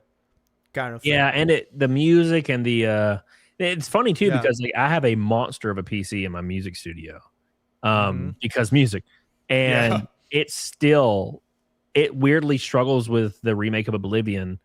Yeah, it's very badly optimized. Almost more so than my old computer. My computer in my current studio, it's not bad. I have like a 3080 Ti or something, but compared to what I have downstairs, I have like a 5080 or a 5070 Ti or something downstairs. Yeah, I have a 4090. I have a 4090 and I have to use frame generation to get 60, 4K 60. It's so weird. You would think it would be beautiful. But now, to be fair, though, you can play the original with the first day one patch, and it runs great. Yeah, it's great. And it's very charming. Those old graphics, all bloomy, and the rubber faces. Yeah, the fish faces. Everybody has a fish face for some reason. God, I love that shit. Well, dude, rock on, man. I really appreciate you. Great stuff, man. You're free to go. I'm gonna do Naked Snake for these bitches, and then get the hell off here and raid some. Yeah. I gotta hit the sacks really late for me. But I appreciate you though for staying for 3 hours. I wasn't planning on doing it, but for some reason when I talk to you or when I talk to people, I enjoy. Time talking flies. It keeps going. When you're having fun, absolutely. Thank you so much for having me, man. We'll do it again anytime you want. And thank you so much, Chad. Appreciate you all. Good night. Appreciate you, man. And then there was one. Big shout to Dan Vasc. He's true blue. Awesome dude. Make sure you guys do me a favor, subscribe to Dan Vasc, and also don't forget, like the show. Let's do Naked Snake and get the hell out of here. Love you and I appreciate you. Jay Tinsel, what's up, baby? I went to a new dentist office. It's predominantly women. They were so pressed for me when I told them the good news. I love it here inside. What? Are you fucking with me right now? What is happening? First the egg and the ass guy and you. God, it's just one of those nights. It's one of those nights, Jay Tinsel. All right, okay. Here we go. You guys ready? Thank you, man. It's time again for Naked Snake. Thank you so much to all the boys. Kylie Goff, Carify, Stupid Monkey, Mr. Shadow. Appreciate you guys. Here we go.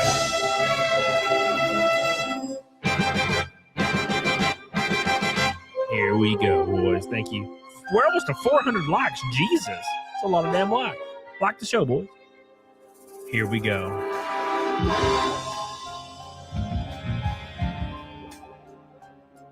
It's that time again, boys. What a thrill with darkness Here we go. and silence through the night. What a thrill. I'm searching and I'm melting to you. Donna. What a fear in my Here we go, Donna. heart. But you're so supreme.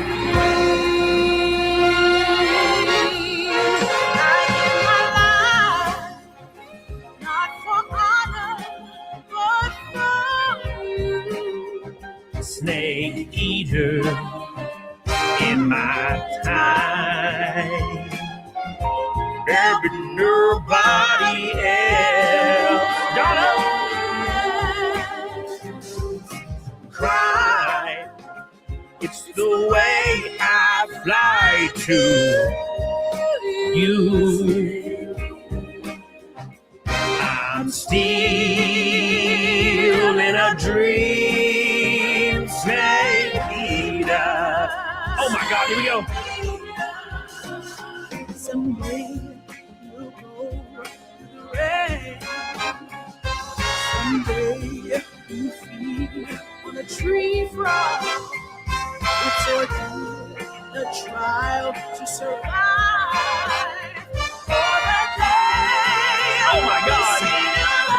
Oh my God.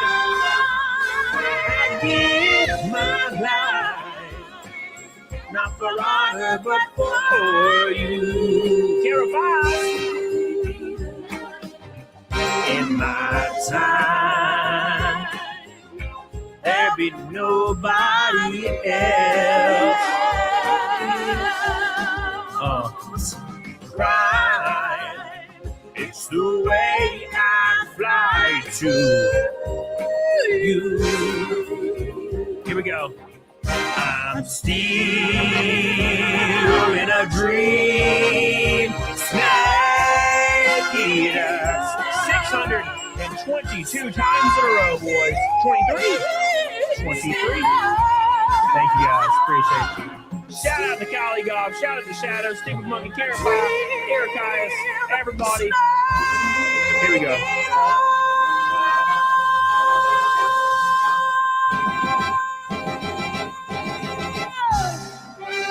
Hell yeah. Thank you guys so much for all your love, all your support. You guys showed it. Thank you. Thank you. Thank you. Let me make sure my boy's live before I do this because he might not be live anymore. Because I set up the raid like 20 minutes ago. Hypnotic, Bambotic. It says he's still live. Oh, he get off though. He's doing the waifu battle. He's doing the waifu battle. That means he's about done. Let me make sure. I'll make sure somebody else is available. All right. Jeremy shirts a flag. What's up, Pure Jealousy? Jeremy shirts a flag. Rest in peace. Rest in peace to Jeremy shirt flag. All right, let's see.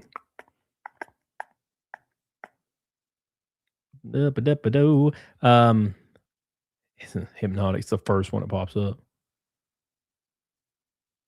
Mama Oko. Hey, Ray Geronimo. We'll do Ray Geronimo. Give him some love. Wait, did I see Squid Pro? That might be scheduled. Okay, it's scheduled. Yeah. Raging Rhino it is. I'll see you guys over there. Get the hell on it, doggone it. Shout out to everybody that supports your boy. We'll be back either tomorrow or Friday for sure. One of those days to play a video game. Resident Evil 3 on PlayStation 1. Appreciate you guys. We're going to go back to where we started and have some fun. Shout out to all the boys. Big shout out to everybody that keeps supporting your boy through these trying times. Like the show, and I'll see you guys tomorrow. Get the hell on it, doggone it. Based.